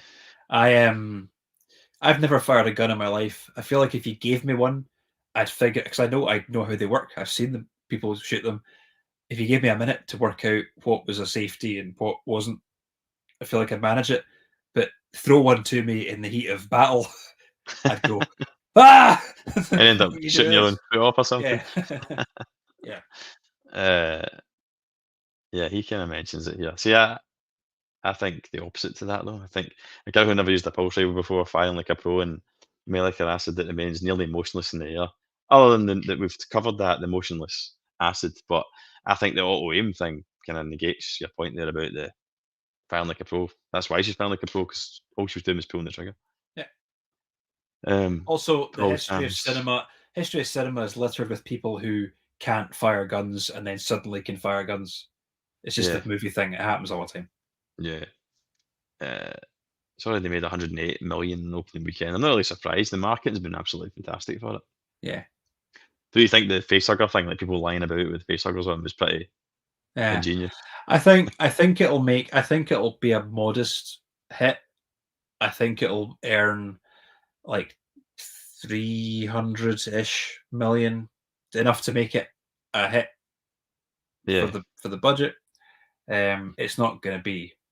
It's not going to get to like a billion. Absolutely not. Not in a No, million years. no, definitely not. I mean, your man there's saying that it's expected to drop by 57% coming this, but that's That's quite common. That's that common, is isn't it? common. It's caught 50% ish is common. Yeah. Yeah. It's already made its budget back. I think it was an 80 million budget, which I think's Which means it's got to make outlandish. 160. The Nah, rule of thumb with films is if they spend 80 million on the film, they spent another 80 million on the advertising, yeah. which is nuts to Paul's think kind that. of echoing what you're saying, it will do good for what they wanted, and we will Yeah. get that. I think you're probably right there. Oh, not be the last Alien film we see. Whether or not we'll get like a follow-on to this particular film, I'm not sure, but it won't be My the last. prediction is they'll wait and see how the TV show goes. They'll do a direct to streaming film within the next 5 years. That is the way the world is going. Someone Well, mentioned this was gonna go straight to series. streaming Was it at one point? at one point. Yeah. George Conde, sorry for missing your comment earlier, mate. There's been a good few. I haven't seen it yet. And Headmaster about the Aries is out next year. Headmaster, does that make sense? Is that? Well, I thought that was a comment in relation to the series. I thought that was misspelt series. Anyway, no, I'm not sure. I'd kind of completely forgot all about the series, to be honest, mate. And then we're supposed to be getting this Blade Runner series as well. This Yeah, I'm not 2019 interested. for Prime, which has gone quiet. Toby recall, people were a lot more forgiving in 2017. Films were making bank. Covenant should have done better. It was a massive step down from Prometheus' open weekend. This movie will make money. Yeah. Actually sure what Covenant's taken as well. Covenant, I think, didn't quite make its money back in terms of marketing as well. I think it made something like 270. All right. I could have pulled that figure right out of Mars. I'll find out for you. Total Movie Recall continues on by saying, I thought that was awesome. I thought the design was great, encapsulates the entire franchise in a design. So is that in relation to the monster, or whatever you want to call him?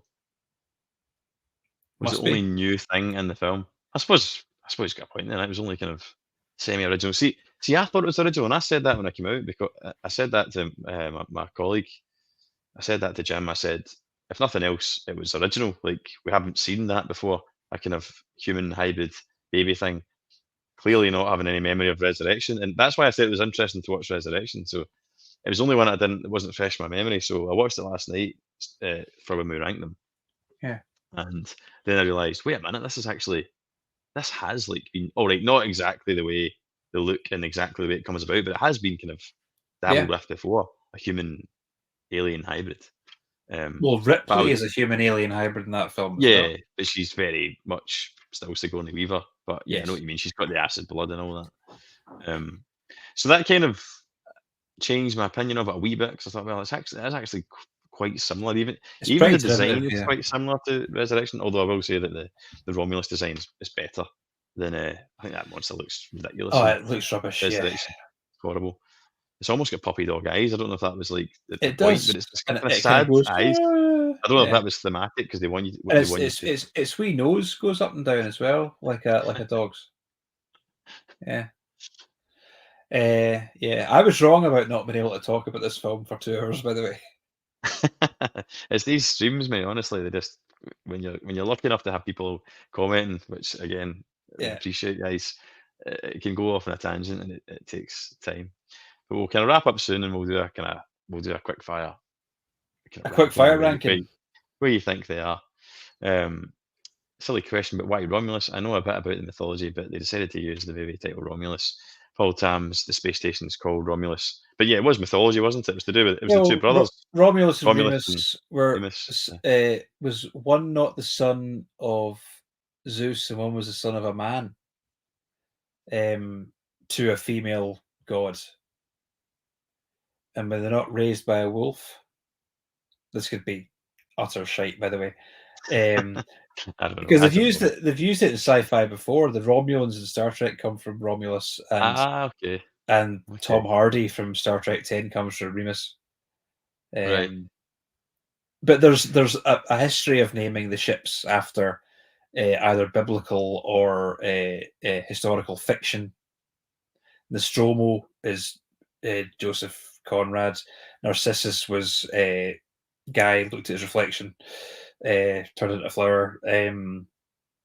Sulaco was probably something as well. So they're all myth. They all have myth. Covenant, Prometheus, they they all have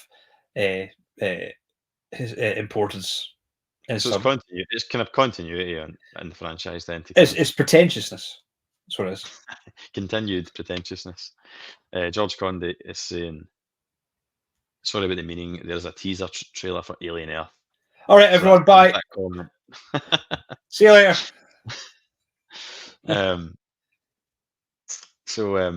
Yeah, I think Alien Earth is the name of the series. I didn't know. I believe so.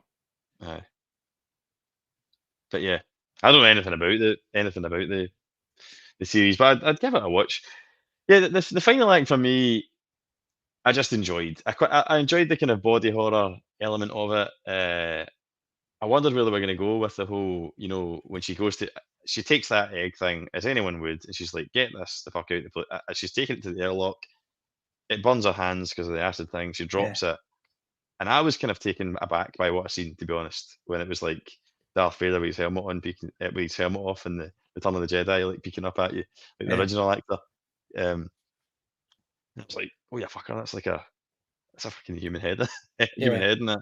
And she has the same reaction. There's a wee bit of like moral dilemma. It was a wee baby. It's a baby. Like I can't just fire in the airlock. Can I just say really quickly? I like that she picked it up and ran out with it, because that was the only commonsensical thing anyone had done in that film. I was expecting us to go and back off, and it suddenly went and burst its way out of the machine. So I was happy that she did that. But anyway, sorry, digress. No, I was kind of happy with that as well, and obviously she drops it down in there, and I liked that whole sequence. I liked the way it panned out, and I kind of liked that it harked back to. I mean, it always ends in an airlock, doesn't it? It always ends pretty much with it gets sucked into space. But I kind of like the way they went about it, like with there was the levers system, and she's dangling out of it, and then the last one snags, so at some point she's going to yank it. But I like how kind of convoluted it was and cinematic that it was anchored to that. So she goes up through it, and that was that shot. Like I hadn't really seen like that in a sci-fi film before.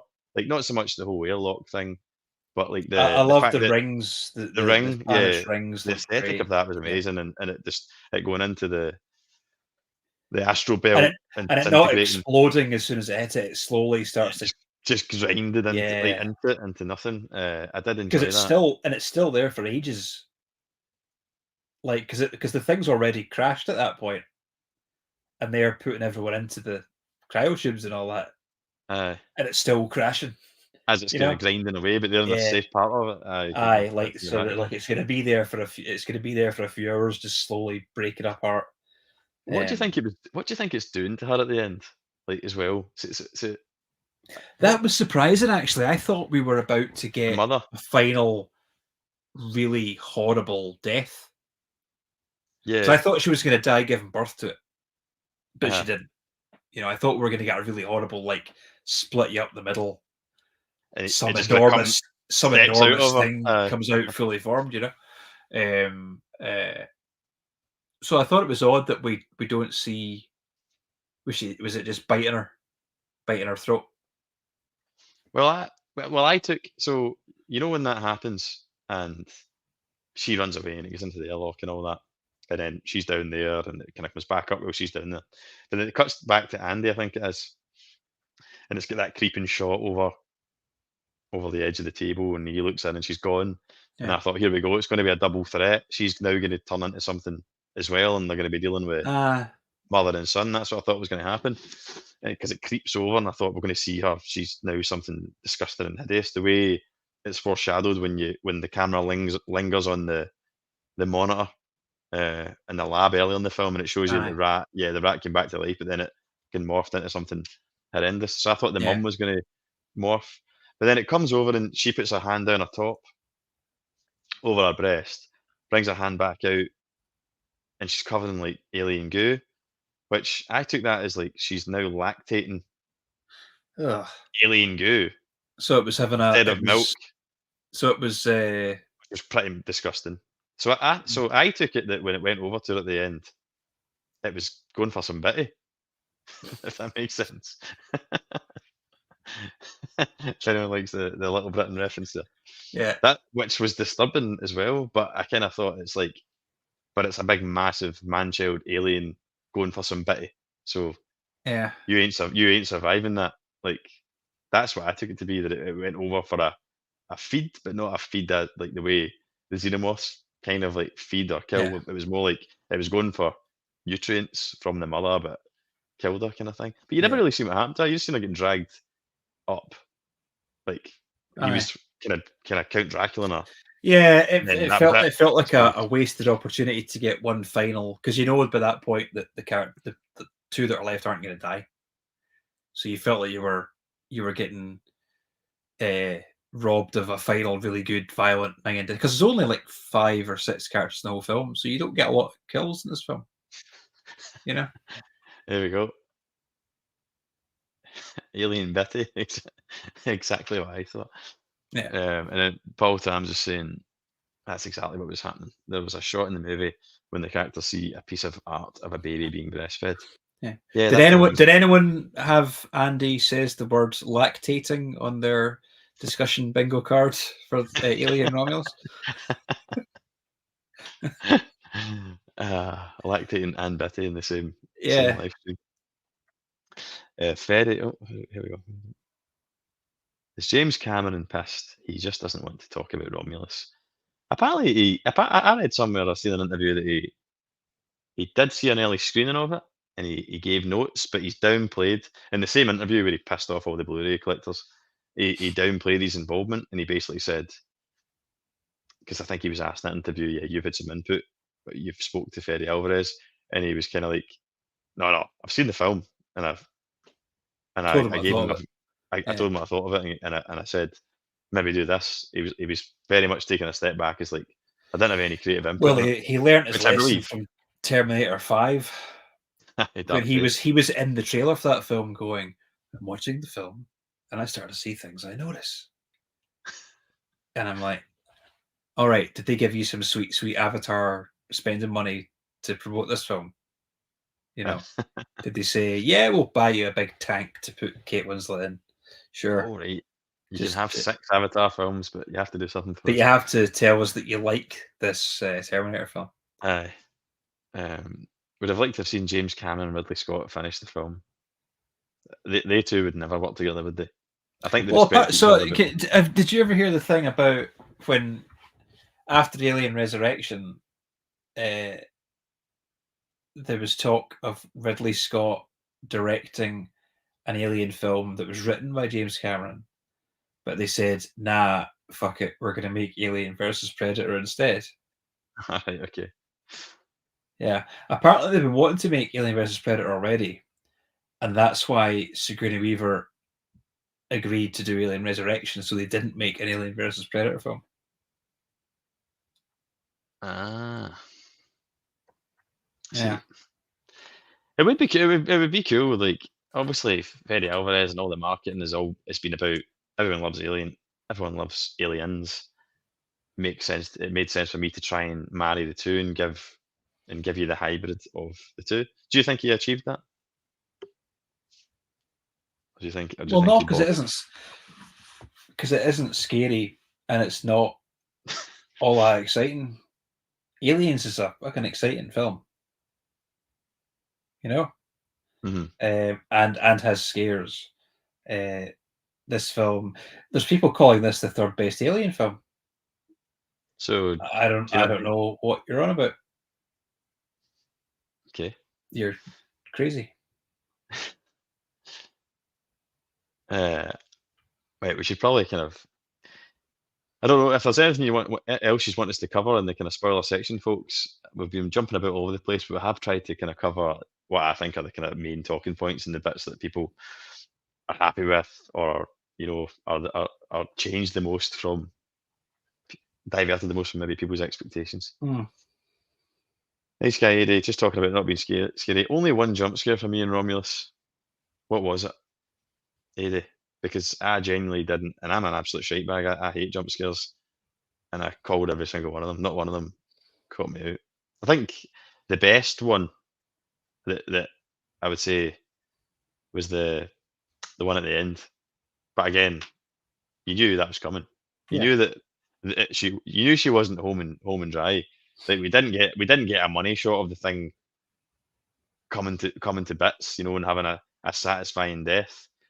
So you knew when she was climbing up that rope, we were going to see it again. So I kind of expected a jump scare, and we got a jump scare. But this is an interesting question. What would you guys like to have seen if you had the reins to a new Alien movie? I think you need to get off spaceships. Right? Or industrial looking sets. I think it needs a completely different aesthetic. Yeah, I think you need to go. I think you just need to forget about the kind of timeline plot of these films and just go to some other planet, some other part of the galaxy. Who even cares what year it is? And there's aliens on it. Just forget about Ripley. Forget about Whale and Yutani. Just go and do aliens somewhere else. Do you think they could Prey it somewhat, like as in, like what the film Prey? Yeah, did as with in, Predator? yeah. So I mean, just get rid of, because a Predator film needs one thing. A Predator, an Alien film needs one thing. An Alien, you can put whatever other characters or whatever other setting, whatever other genre, really, horror, sci-fi, action, whatever you want to do, into the mix. As long as you've got an alien in it, it's an Alien film. Don't Yeah, get. That's the problem with Ridley Scott's prequels. They got bogged down with all this backstory of it, which ruins them. The aliens are scary because they're just this unstoppable, mysterious alien creature that we know nothing about. I agree with that. Did you watch Alien, the first one, the first time, and go, but where did that space ship come from? I want to know. Nah, it's just scary. Something horrible happened on that ship. We don't know what it was. What happened on that ship is what happened on the Nostromo. An alien got on it, fucked it, and then it crashed. Yeah. Like I think people do ask those questions. They absolutely do ask those questions, like when they were watching Alien. Like, but it's better when you just don't get the answer, and it's left to you forever answering. Yeah, asking yourself those Michael questions. Myers got coming up with ruined. different theories for it on their own. Yeah, Michael Myers got ruined when they started with all the Halloween sequels explaining more and more and more and more about his backstory. No, he's scary. He's an insane killer. That's it.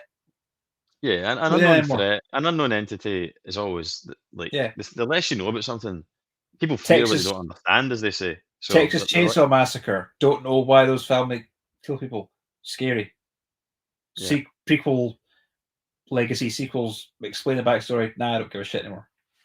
Yeah, and it becomes I know what you mean. See, that's what I think. That's to me would be the natural step, and I'm surprised it's not happened yet. An alien outbreak on Earth. Yeah, well, that's because maybe not the most original, but it seems like surely that would give you a completely different aesthetic, and you'd have the whole. And that's what they always talk about in the Alien films. At some point, it's mentioned like someone says, "We can't let that thing get to Earth," or "We can't." Could you imagine it got to Earth? But we never ever get that. That's always the stakes in an Alien film, is that we have to stop it getting from Earth. So let's just put it on Earth. With the exception of the very end of Alien Resurrection, we never even go to Earth. Aye. Ripley's orbiting it briefly at the start of Aliens, but that's it. I mean, but the problem with having an alien outbreak on Earth is that they wrote themselves into a corner with the original films where the aliens don't really exist anymore, thanks to Sigourney Weaver's character. Aye. I don't know why I just didn't call her Ripley there. That was weird. Thanks to Ripley, aliens don't exist anymore. So to do an alien outbreak on Earth, you need to kind of forget about those films and just do something else. I'm not saying remake it or reboot it, just do something else. Yeah. There's so many directions you could go with it, though, because I get what you're saying. In the kind of Ripley verse, she's dealt with the alien threat from the first one. Who says they don't exist somewhere else? Who's to say they don't exist elsewhere in the galaxy, though? So it could be. Is there an alien planet where herds of them run about like, you know, They've got like like a children and celebrity. stuff, and they're Yeah, civilized, and yeah. they wear smoking I jackets. always like that idea that on the Predator planet, they don't act like that at all. This is like them That's their when holiday. when wankers go and hunt on a hunting holiday. This is them just doing it. And actually, there's Predator teachers and Predator prime ministers and Predator taxi drivers, and it's like, hey, you want to go to Earth this weekend? So all the ones that are Do in some Predator hunting. are just like the redneck American ones that have got like Yeah, that have got a pickup truck and aye, fling a crate of bud in the back and go. yeah, You're actually dealing with the kind of like yeah, the yeah. lesser of that humanity Yeah. to an extent without Don't ever being forget to happen. wear your scary hunter costume because they're terrified. Oh, I'd have to wear this. They look fucking stupid. Fishnets, you know. Total Rico makes a good point about he's like Earth. Don't forget AVP the Queen. So I did think that as I was saying it, that it has technically kind of I had been yeah, explored but somewhat, yeah, or I did butchered forget about beyond that as belief. well. And Well, let's face it, they they were both both were like because yeah.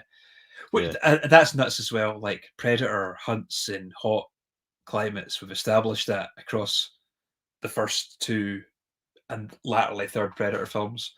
And then we'll set it in Antarctica, the most famously hot place in the world is the South Pole. Yeah, Stevie Dan's got a good continuation of your theory with the predators. He's saying that the predator Twitter full of yeah, selfies of humans. yeah, absolutely. Uh, maybe And maybe that's there's predators going like predator vegans with signs going, stop killing humans, stop blood sports. Yeah, there's a maybe we're film. There's a film. Forget the fucking Alien franchise. Let's make that. well. That's what Tellerano says as well, kind of, and he talks about what he'd like to see from one, and he makes a kind of interesting point. Actually, where is it? I need to stop building up comments and then not being able to find them.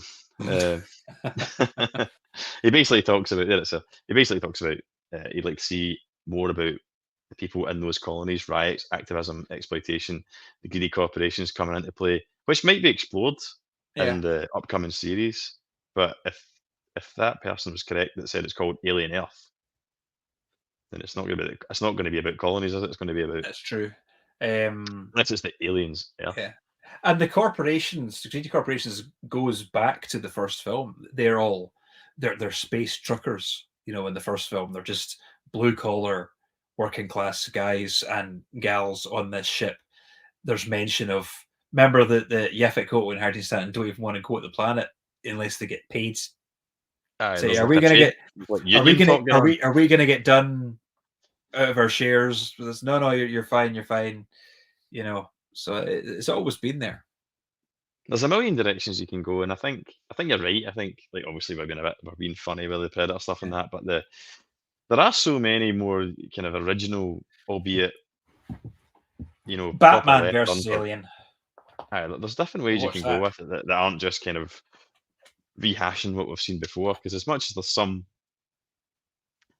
some new stuff here, this is ultimately just a love letter to the originals. It's just more of the same. It's not taking any Big uh, leaps, no. big leaps, is it? Because that's the thing. The Not Ridley that to say Scott that it wasn't films, enjoyable, but the Ridley Scott prequels were kind of a swing and a miss. But at least he swung. yeah, I like Prometheus. I This don't I one, don't because really see what people's beef with it is, it's fucking personally. shite, mate. That's I quite liked it as a probably because it was a bit different, like, and it just kinda it's a good looking film, but aye, the people in that film decision can making's terrible. consistently make the stupidest decisions, and I'm okay with that happening a couple of times, in especially a horror film, but it's baffling the decisions in that film, and it feels like an hour of the film was lost at some point. They take forever to get to a certain point and then like rush the last half an hour. Yeah, A lot aye, happens in that last half an hour. a lot of running in straight lines. And why is Guy Pearce in it in old man makeup? Why What, is as it opposed him? to just casting an old guy? Yeah, It's a good point. Never even really thought of that before. Or wouldn't it be better if he wasn't old, but he was terminally ill, and he'd frozen himself at Guy Pearce age, so that his adult daughter is now almost his age? Is that not more interesting? Aye, like an interstellar thing going on almost. Yeah. Great stream, great live, guys. Ultimate Badass has got to go now. Thanks. Cheers, mate. Thanks for I'll take it. participating and firing so many comments in. Thanks for taking the time to join us tonight, mate. Paul Tams, I think I am more high on this movie is because it did feel back to the basics for the most part. Kind of keep doing it over and over, though, like we know Disney like to do. That's kind of what we're talking about, isn't it? Yeah. There's only so many times you can rehash it, even if you're rehashing it well, before people will start to get a bit bored and a bit fed up with it. This is essentially the first Alien movie since '97, so it's good to be back in that world, but not sure if they can keep it going. We shall see. So kind of reiterate Paul's thoughts. For me, it's kind of on the level with Predators, the Adrian Brody Predator film, where there hadn't been a proper Predator film for ages. It didn't do anything new. It was fine. That's kind of where you are with it. I went into it and enjoyed it. So I'm reading the comments ahead of time there.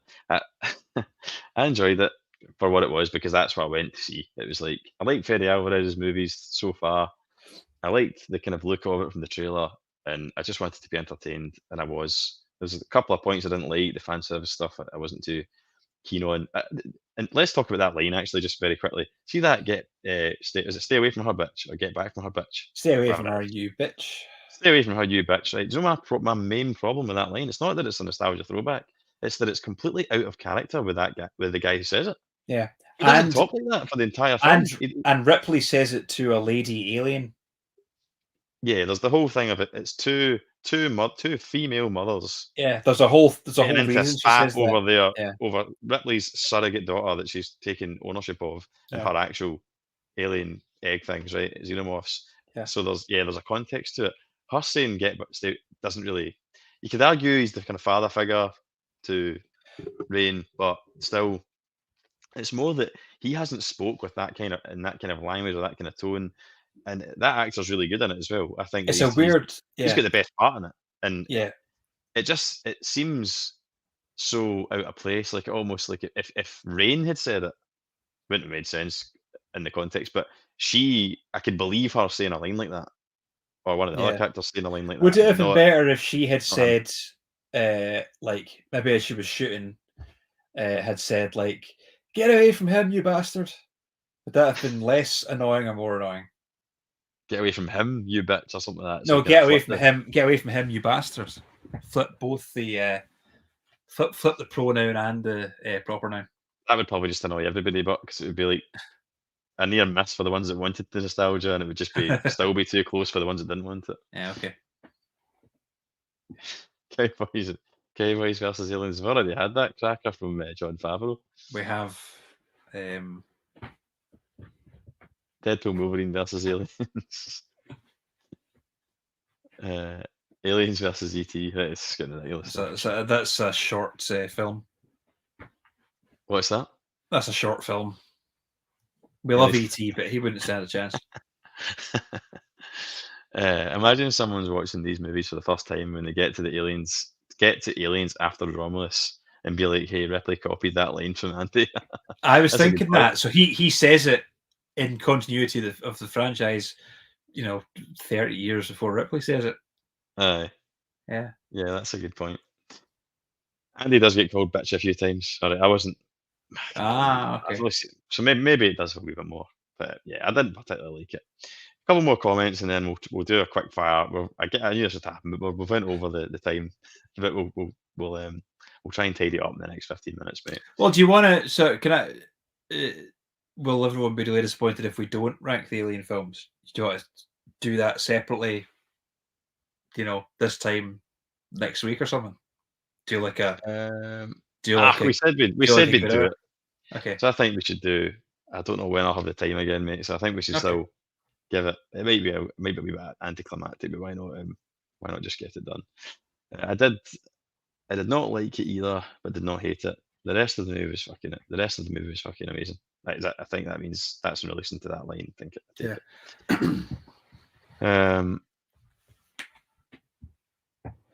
How did they know it was a female alien? I don't think it is. I think the point is that they're like ants. They're just sort of genderless drones. The main aliens. They're not men or women, but the queen is a female. Yeah, but that was the other thing as well. So it was like she's saying it, and the alien, she says it to the queen. So there's a definite indication that this is the female of the species, whereas it's just a regular bog standard xenomorph they're dealing with at that point. Anyway, that's nitpicking. I didn't like it. It doesn't really matter what context it's in or whatever. Right, so just to kind of do this quickly, then we said we were going to rank. we've kind of ran out of time, but we'll give you our thoughts on the franchise as a whole. So, what's your guys' ranking? The ones that are still left in the chat and that, and are happy to comment. Stick your own rankings. From worst to best. From worst to best. That's how Alan wants to see it. So start sticking them in, even your top three, whatever you want to do. But let us know what your kind of thoughts are on what's your least favourite, Andy?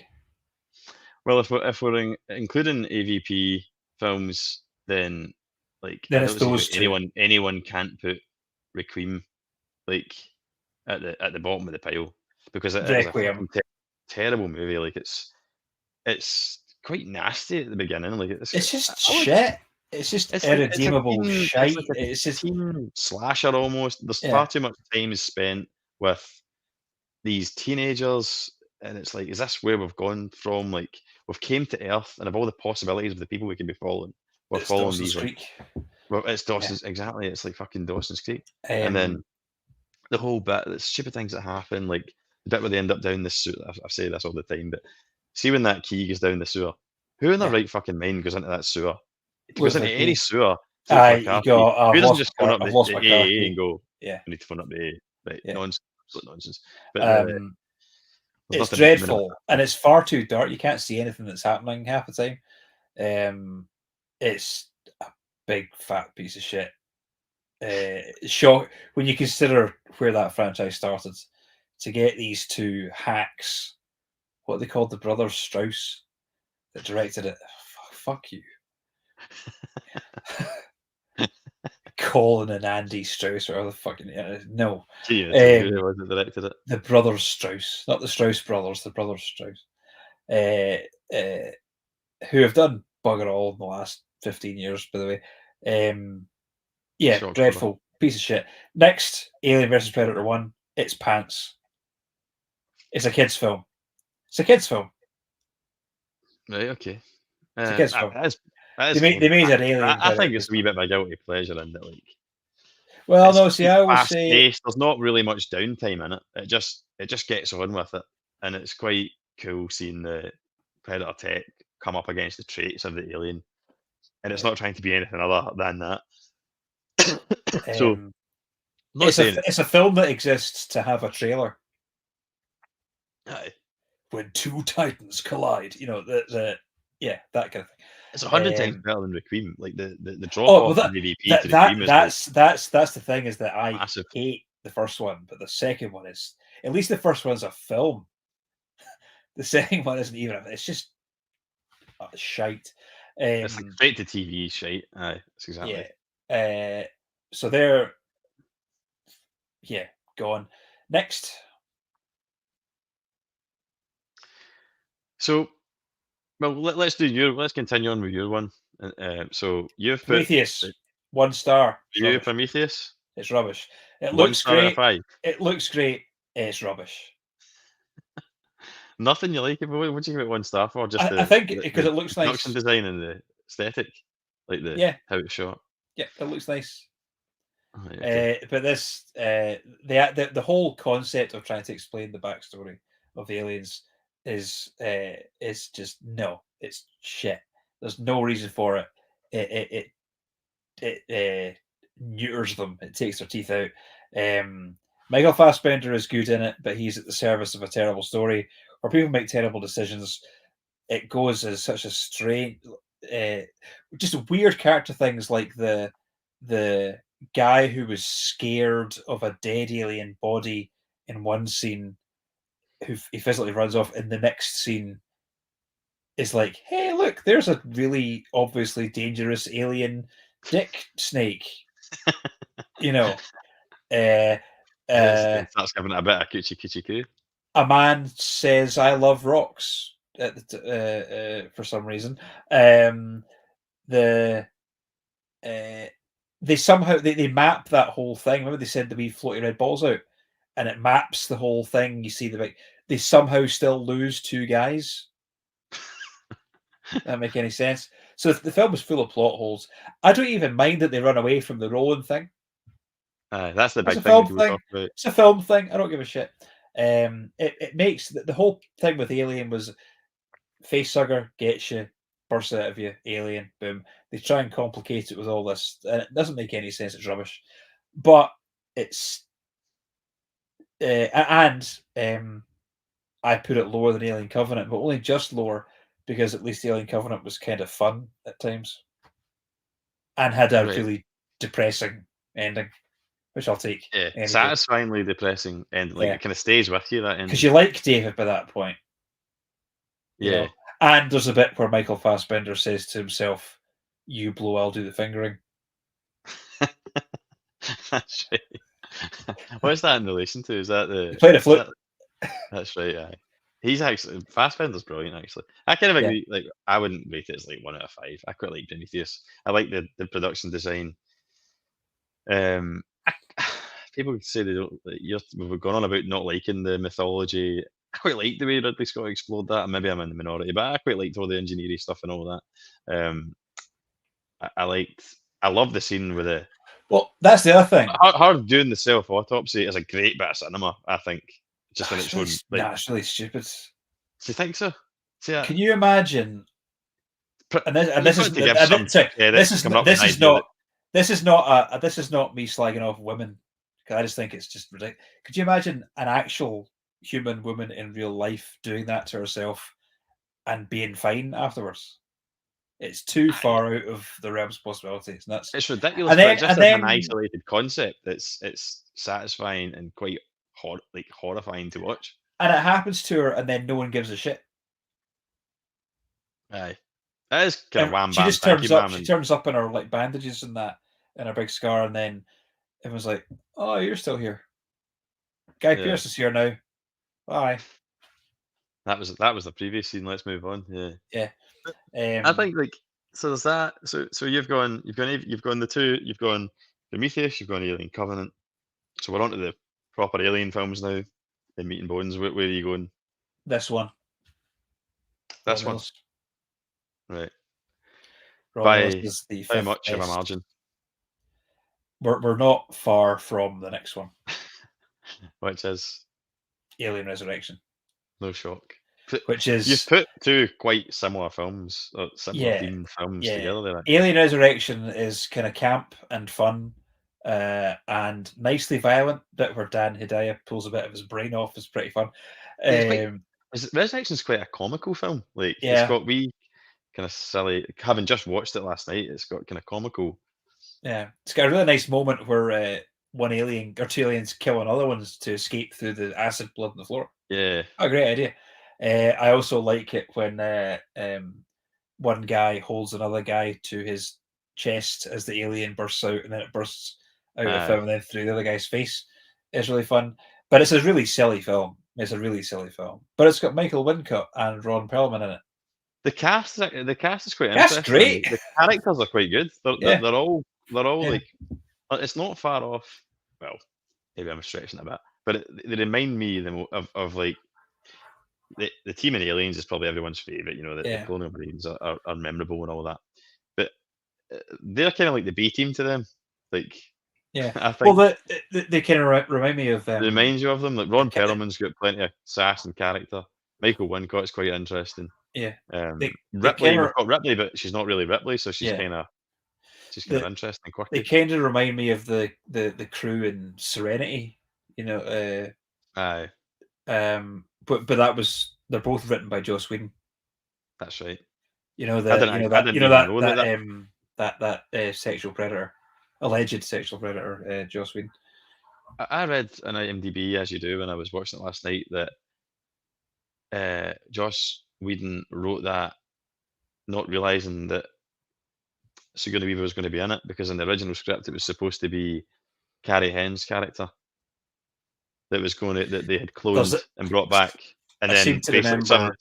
to quote Sigourney Weaver, she wasn't interested in doing another one, and she's on record as saying, but then they turned up, quote unquote, with a dumpster truck of money at my house, and I was like, okay, then let's talk about it. They offered her £11 million, which $11 million, whatever, which not adjusted for inflation was the entire budget of the of first Alien Alien 1. film. Yeah. Yeah.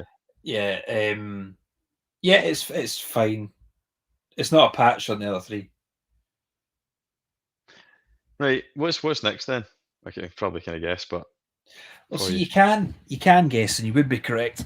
But for some time now, I've really thought about putting Alien 3 higher up in this list. I think Right, about okay. it not quite once a week, but I think about it a lot. Like, do I like Once a week. Alien 3 more than one of the other Alien films? Because it's really underrated, and especially, and I'm talking about the extended cut that you can get on Blu-ray, the assembly cut. Assembly cut. Have you seen that? I've got it there, and I kind of half watched it one night, and I didn't get around to finishing it, because often that's what I have to do, watch one half and second half once the kids are in bed, and I just, for one reason or another, I never get around to it. But I know of the different, like the gestation of the alien is different between the two. And there's like an hour of the film cut out of the other version. Well, like 40 minutes of the film cut out in the theatrical version. Like Paul McGann's character disappears completely from the theatrical version with no explanation as to what happened to him. Mm-hmm. The crazy one. Aye. Yeah. What is it then what is it you think so strong about it? Because I have to say, right, I went into Alien 3, like I watched that first half. I'd seen it before, and it would have been the theatrical cut. But I went into it again in the kind of build up to this coming out, and I thought, I just know I'm gonna love this now. Now that I'm a bit older, I've got more of a knowledge of David Fincher. I bet you I'm gonna be one of these Alien 3 convert, staunch Alien 3 lovers. Didn't happen though. I thought like it does feel like a missed opportunity. Like it's just kind of like, maybe it's because it's so hard to follow Aliens, but it's back to the kind of similar slow burn of Alien. But the whole time I'm just thinking, we've seen this before. This is just a retread of the original one, but in a colony of men. The most interesting bit about Alien 3 is the fact that you've got a female lead on a planet full of like convicted male criminals, some of which are sex criminals, and they haven't seen a woman. That in itself is interesting enough. You don't need an alien. Just have a sci-fi film where that happens. Just Alien 3 dump Ripley on a planet of sex perverts. Yeah, and without alien in it. And the predators are just humans. Now it's a predator film. It never worked. It never worked because you couldn't call it Alien. But do you know what I mean? That in itself is, it's like Outland. Like an Outlandy type, like the Sean Connery film. But it's like, she's not the sheriff, but she's like the moral compass in this place. She now has to navigate it through wit and using her kind of street smarts and stuff to manipulate these guys, maybe even sleep with the odd guy. She kind of does that with. Yeah, she does. I definitely think that kind of relationship she has with the Doctor is maybe to get a guy on side almost. Well, yeah, that's to stop him from asking about her mission. Doesn't want to talk about aliens. I love it because it's bleak and nihilistic and depressing, like relentlessly. Like it's the worst place in the galaxy she's found herself. The kids and Michael Bean are dead, and they've died in a really horrible way. There's a really unpleasant autopsy, and it's just everything's taken from her. And now she's got an alien inside of her. Shit, it's really not. This encountering this alien has just completely destroyed her, and I love it. It's great. So what do you think then is or rather, would you say it's fair to say that Alien 3 is like the Last Jedi of the Alien films? Maybe that it flips everything on its head. Maybe, although I'm one of the people that think Last Jedi's it's fine. I like Last Jedi as well. I I don't especially love it, but I don't hate it, and I don't hate what it was trying to do either. Yeah, I appreciate like Last Jedi tried to do something different. That's what I like about it. But Mhm, it was just made to look even more stupid by the retcon mhm, of the follow up. yeah. But yeah, don't get Is me wrong. anyone watching this anymore? Have you got live comments? Yeah, Oh, yeah. have you There's got live people still viewers? watching, mate. There's more Okay. comments there. Sorry, I was just enjoying it. Paul, there's I purely was just ranking. wondering. I was just wondering if people All had just buggered Tams. off, and it was now just Andy and Some Allan people have ranting. buggered off. It's the die-hard Alien fans that are left, really. Which we appreciate you being here, guys. Prometheus, Covenant, Alien 3. All right, I go in the ascending order. So Resurrection of Alien he's 3. not including AVP. You're crazy. He's put Alien 4 over Alien 3. That's nuts. Oh no, that aye, Alien. So, but I kind of I get why Paul's done that because that's kind of where I'm thinking purely from if I just wanted a wee bit of Alien fun, right? Mhm. There's not much fun to be had with Alien 3 at all for the reasons that you've just extensively put there that it's bleak as hell, right? So I mean, Yeah. just watch Resurrection. Resurrection doesn't really stop. It keeps moving. It's quite funny in places. There's It's also inventive quite kills. short. It's only like an 40 minutes or Yeah. something. Aye. So I Yeah. can't really I disagree with the I I rationale there. fully I fully appreciate that the reasons I love Alien 3 are the exact reasons people hate Alien 3. It's not that we disagree that this is good, this is bad. It's that the things about it Aren't I for you or are for you. are for me and they're not for other people. Yeah. And David Right. Fincher was like 27 when he made that film. It's his And first it's film. famously, I think it's got a really interesting production history, hasn't it? It really I has. still need to watch We don't the. have time to go into that, but Aye. even if you don't like the film, the making of it that's on the DVD's really good. See, I need to get Yeah, that because I've got a vanilla version of the Alien films in Blu-ray, so they don't have like the yeah. don't have It's the special features. it's really good. Like really interesting. Just to follow up on his ranking, I commend what they tried to do with Alien 3, but it really is borderline not entertaining at all. that again, and that's what I kind of think. Like, I wouldn't say not entertaining at all. I think I wouldn't go as far as to say that, but it is a film that you're kind of like watching, and the whole time you're like, when's something going to happen here? And it's the alien picking people off and growing, and you're like, this is just I've seen this before. This is what happens in the first one. Does that make sense? It's got a really good score. We not talked about that. Elliot Goldenthal's music in that's amazing. hmm, I've got it. I've got the CD. it sucks all of the fun out of the movie. I'm kind of Yeah, I more mean, in Paul's camp. I don't disagree that it sucks all the fun out of the movie. There's let's see some more rankings. So Stevie Dan has gone number. We'll do it in top three. Prometheus has made his top three. Uh, Aliens in top two, and then the original Alien. Alien is Yeah. his first. Which, yeah, Prometheus is maybe a wee bit like controversial, but it's no. I think most people are going to have Alien and Aliens, and it can be a 50-50 as to what one you Yeah. put top. Yeah. I think the Alien and would you like Alien or Aliens is one of the most difficult questions in cinema, isn't it? I think it changes depending on like as you get Which you're older in. and what mood you're in. I think just for a while it's aliens, for a while it's alien, you know. Here's the question for you then, Alan. What? Because it's interesting that you flirted the idea of placing it in the top two. What are you dropping? That's why it hasn't gone to the top two. You just can't bring yourself to drop one Yeah. down to third. Yeah. Because Nice guy. those first two are unquestionably 5-star films. And Alien 3, for as much as I love it, isn't a 5-star film. And that's where you get stuck. Yeah. So what is it that makes you want to put it there? Is it like just give it that pedestal? It's to say fuck you to the haters. Okay. If I give it a good rating, it's IMDb because it's got a really low Rotten Tomatoes score. So what is your rating? Is it It's a 4 out of 5, but 4 out the of Rotten 5? Tomatoes score for it's like 20%. It's so ridiculous compared to how shit some of the other entries in the franchise are.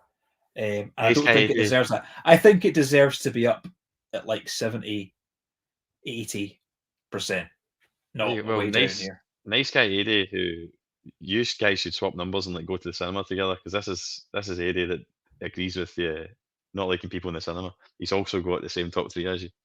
So he goes Covenant, Resurrection, puts Romulus ahead of Resurrection, which I agree. I think Romulus should be ahead of Resurrection. Maybe I'm too close to Romulus. Gas me in a year's time. I might put it Maybe above, yeah. after another viewing and stuff. Yeah. Prometheus is like so, but that's where you differ. So you've got the same top 3. Yeah. But you've got Prometheus. Did you have Prometheus dead last? Like, out with the AVP films? Yes. You did, didn't you? Yeah. So he's obviously rated that a lot higher. I tried with it. I watched it like 2 months ago for probably the 4th or 5th time. So this is a film I don't like, and I've watched it 4 or 5 times because I want to watch it and go, am I wrong? Because you do that sometimes where you watch a film, you don't appreciate it at the time, and you watch it years later, and you go, oh, I just didn't get it. You know, the film was ahead of me. But nah, I just can't do it. Stevie then, good cast in Prometheus. I agree. I like Idris Elba in it. He doesn't do much, but I just love the wee bit where he's got the harmonica. And he bangs Charlize Theron instead of looking out for his marooned men stuck on the planet. I do like that the Isle of Skye plays itself in that film, and it's mentioned. It's not just usually it's like Paris, New York, Chicago, Scotland. Yeah, I liked a lot that, and I know exactly where it was filmed. I've never been to Isle of Skye, but I've done a lot of hill walking. I know you have as well, Alan, but I've just not got to Skye yet. But I'd love. It's no surprise. Anyone that knows anything about Skye, it's no surprise that it made it into a sci-fi film though, because it does have a really eerie. It looks just like Allan's, like the planet on the first film. See when it's in crap weather, which it frequently is. It's called they call it the Misty Isle. When it's crap weather, it looks exactly like LV 426. That's true. Sorry, Isle of Skye Tourist Board. Stevie Dan, killing off Newton Hicks just ruined Alien 3 for me. Nah, see, that just added to the misery for me. Yeah, taking it. I'm not keen on that either, but I'm not like dying a ditch over it, like absolutely appalled. But it didn't make sense, did it? It wasn't the most common or obvious choice. Would you rather they got killed by an alien during the film instead of being killed off screen between films? I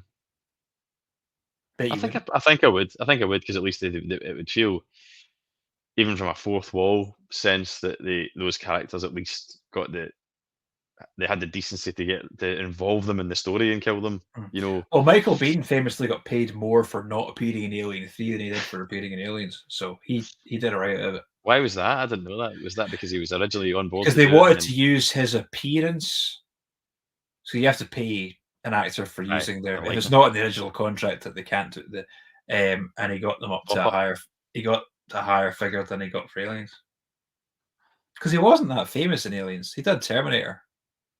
But that was it. I remember going to see Alien 3 at the cinema and people being very pissed off that I love it. So that's AD that had it as his number 3.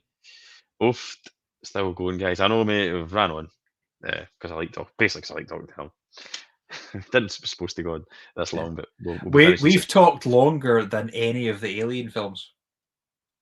That's true. I don't think any of them are 2 hours and 32 minutes long. And would it be totally narcissistic to say that we were maybe more entertaining than at least one of them, maybe? Oh, yeah. Surely Requiem. You would rather watch us talking about alien films than watch Requiem. Well, let's test that out. Let's next week just put 2 laptops facing each other and just play Alien versus Predator regular one and say, hey everyone, just enjoy. I tell you, Cut of Alien 3 is much better, a more cohesive movie. I'll need to watch it because I'm still on a bit of an Aliens high, as a lot of people are. So I might as well get that assembly cut out and watch it then and see what I think. Aliens tops the ranking for me, and it also is the top 10 in his top 10 movies of all time.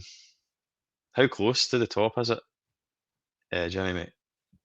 See, I love Alien and Aliens, but I don't think either of them are in my top 100 films of all time. Is that right? I would have thought. I think even your top 100? I think so. Well, I wouldn't, but that's not because Definitely in the top next 100. I'm just not like, I didn't really. I like the Alien films, but I don't have the same like love for them as other kind of 80s franchise and stuff. I don't know why. I think it was just not an early enough exposure to them when I was younger. So I wasn't watching them all through my early days and stuff. And I wasn't old enough to be there for them actually coming out the cinema, obviously. So I think the first two are both important for sci-fi movies in general. Oh, definitely. Like, if you asked 100 people name an 80s sci-fi film, it'd be up there, wouldn't it? Yeah. Like either of them would be up. Well, not either of them because Alien was the 70s, but Aliens would be in there. Yeah. Stevie Dan, Alien 3 video game on the Mega Drive though. That's I remember renting that from Ritz Video before it was Blockbuster and absolutely loving it. And it gave me anxiety though, like because you had I think you had to save. There was guys tied up like or in the nest and stuff, and you had to run past them to save them. But if you didn't do it with enough time, they would chest burst. I don't think anything came off the back of it, but like you lost points obviously because you didn't save them. I remember the Alien trilogy game for the PS1. That was good. It was fun. That was fun. Yeah, and obviously Alien Isolation, the kind of recent-ish. I've not played that. But I was thinking about playing it as a live stream. Romulus is kind of reminiscent of it because it's set on a sort of abandoned space station as well. Research. It's got you guys going Aliens first, Alien, Prometheus. Prometheus is getting a lot of love tonight. Alien 3 at fourth. Fair play. Romulus, Resurrection, and then Covenant. Covenant's been at the bottom in quite a lot of lists. It has. Look, TG1. Hey, how you doing, mate? Thanks for joining us. We're just about to go off, but yeah, you can obviously watch the replay. Yes, it was a spoiler discussion, mate, but we're kind of past the spoiler element. You'll be safe now. We won't talk anymore about Romulus's plot. Yeah, I mean, ironically, he spoiled us for himself by turning up for it 2.5 hours late. But never mind. Having Newt be implanted and Ripley having to mercy kill her, that would have been a cool, dramatic moment for the movie. See, that's what I mean. Just something like that is what I mean. You were asking, would you rather have seen them die in the film? Yes, because it would have been like, just give their characters that cinematic worth, and at least giving them rather than just they died off screen. It seems a bit kind of cheap and nasty. Aye. An ADP Requiem watch along. I'm sure loads of people would turn up to that. Let's do it. I love that. Why don't we record a commentary for it? Well, that's so there's still a dozen people watching, mate. So we kind of touched on it earlier and I forgot about it, but Allan and I are planning on doing a series of commentaries. I say series, it might just be one. It depends how it goes, but we would like to do some commentaries on the channel, but we're kind of putting it out to you guys. I'll put a poll as a post on the channel anyway, so it's not going to be decided by who's in the chat today, but I'll take note of it. But if you've got any ideas on what the first one could be, I'm thinking obviously there's classics like I'm a big RoboCop fan, Alien films. There's loads of ones that Allan and I are both fond of that we could do, but I think it'd be quite interesting to do something that was a wee bit more off the beaten track that doesn't have a commentary track, because we're not going to be able to top like directors and cast doing a commentary track, but there's the odd one that might be fall within the niche that doesn't have a commentary track. Yeah, something out there that'd be worth talking about. Something like, I don't know, like someone like Bone Tomahawk. You ever see that, the Kurt Russell film, the Western? Something like that. Yeah, that's a good shout. That'd be a good one actually to do, or something, or maybe something that's like underappreciated from a director who we know there. So someone like Bringing Out the Dead by Martin Scorsese, or like Sugarland Express by Steven Spielberg, something like a less watched film by a famous director. We could maybe I'd be more than up for that. We could maybe just think get my creator's head on here, my YouTube head on. Maybe something that's a little bit more entry friendly, just for the first one, but then progress on to kind of something like that. We're just speaking out loud here, folks. Yeah. But I've got some we'd like to do. The normal content will continue. I'm not going to shift towards a commentary channel, but like something that I might do every other month. Yeah, so, I've got an 8-hour Hungarian black and white film if you want to do that. You're more than welcome to start your own channel with that one, mate. Yeah, okay. Luke TG1, I loved it. Amazing sound effects, amazing sound. The third act was mad sci-fi fun. It's familiar but fresh, and it fits with the idea that the organism is always evolving. You know, cinema's subjective, and taking my own head, my own feeling out of the equation and reading that comment, fair enough. Like, aye, Yeah. you're probably right. I'm glad that you Think that had a fun day enjoyment out out of of the it. cinema. I Because did as well. I didn't want to not have fun. I'm getting to the age where He's just watched it. He's just out of the wasting 2 cinema. hours of my life. I'm going to think about it when the end comes. So So Stevie Dan is saying that the commentary thing sounds fun. Brokeback Mountain. Brokeback Mountain's a good film, and Great I'm film. very comfortable with my sexuality. I've People not always seen that slag for me for years. I liking could it. do with See the amount of times in my rewatch work that. it's came up. Someone always mentions Brokeback Mountain. So I'm like, whenever two guys are taking the piss out of two people at work or something, it always gets mentioned. And now my thought is always great film. It's one of the best love stories ever made. What you've watched Brokeback Mountain, like it's always that, and I'm like, aye, Yeah, great film, great performances. Just because I've watched Brokeback Mountain doesn't mean I'm gay. Yeah. So, do you know what I mean? That sort of seems to always Do be you there. live in the fucking 1990s? Not having a go at you, nice guy. You're just having a laugh, but it just brought up the comment. The talking point there. No one has ever talked about Brokeback Mountain and Deep Rising in the same sentence. That's true. Those two pillars of cinematic achievement. Should definitely do an Alien Isolation playthrough with headphones and the. You would shit it at that game. I would shit it, and I'm a shite bag. So I probably will do that at some point, because it probably would be quite good fun. There'd be probably some quite good clips coming off the back, because I would be freaking out as I'm playing it. Yeah, the in-home deepfake was the only quibble, but it's a small issue. Yeah, that's been well discussed, mate. So if you want to get your kicks out of discussing that, and then you can fire a comment in afterwards, we'll reply. But if you go back after, you'll get all that. Yeah. Brokeback Mountain is a beautiful film. That scene with the shot destroys me every time. It's been a while since I've seen it, mate. But yeah, and I did enjoy Brokeback Mountain. Anyway, guys, we'll probably kind of wrap it up there. Alan, thanks very much for hanging on as long as you did. I don't know how to quit you. That's been the case tonight, mate. Just rolling that back to Brokeback Mountain. I like that, mate. I like what you did there. So I didn't really give my ranking. So we'll put our rankings in the description after this, as well as links to Alan's. He was too modest and he went off on a rant about nachos and people that eat nachos in the cinema. But Alan has recently took part in a 48-hour. In fact, why am I telling the story? Alan, tell the story. 48-hour film project. Yeah, it's Yes. a competition. It's international. It's held in cities all around the world where they get a bunch of people who like to make films together, and you enter the competition, and they give you 48 hours over a weekend to write, film, edit, and submit a film from scratch. It's up to you with how big your team is. You can bring people in if you think you're going to need them. I've got a VFX guy on hold, or whatever.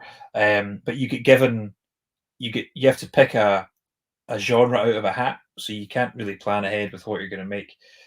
Everyone gets given a character, a line of dialogue, and a prop that must appear in their film, and that's the same for everyone. And then you go make a film for 2 days and don't sleep and don't eat and don't have a life, and it's great fun. And I entered that. It was the first year it had come to Inverness, because it comes to Glasgow and Edinburgh, and I think Aberdeen this year as well. But it's all around the world. It's held in cities everywhere. And I had a great time doing it, and yeah, it was that. And I won a couple of awards at it, which was nice. I was just going to ask you, you won a couple of awards, didn't you? Yeah. But that, correct me if I'm wrong, Romanticism, was it? It was called Romanticism. It was written and made and starred me and my partner Ailey, because we didn't have the forethought to ask anyone to potentially be in a film. So yeah, we really liked the fact that it was the two of us that made it and no one else was involved at all, which was kind of cool. So it's not there just now, folks, but as soon as I come off the stream, it's my fault. I'll link it, so it will be there. The genre we got was tearjerker, so we had to make it sad. So apologies. It's not as depressing as Alien 3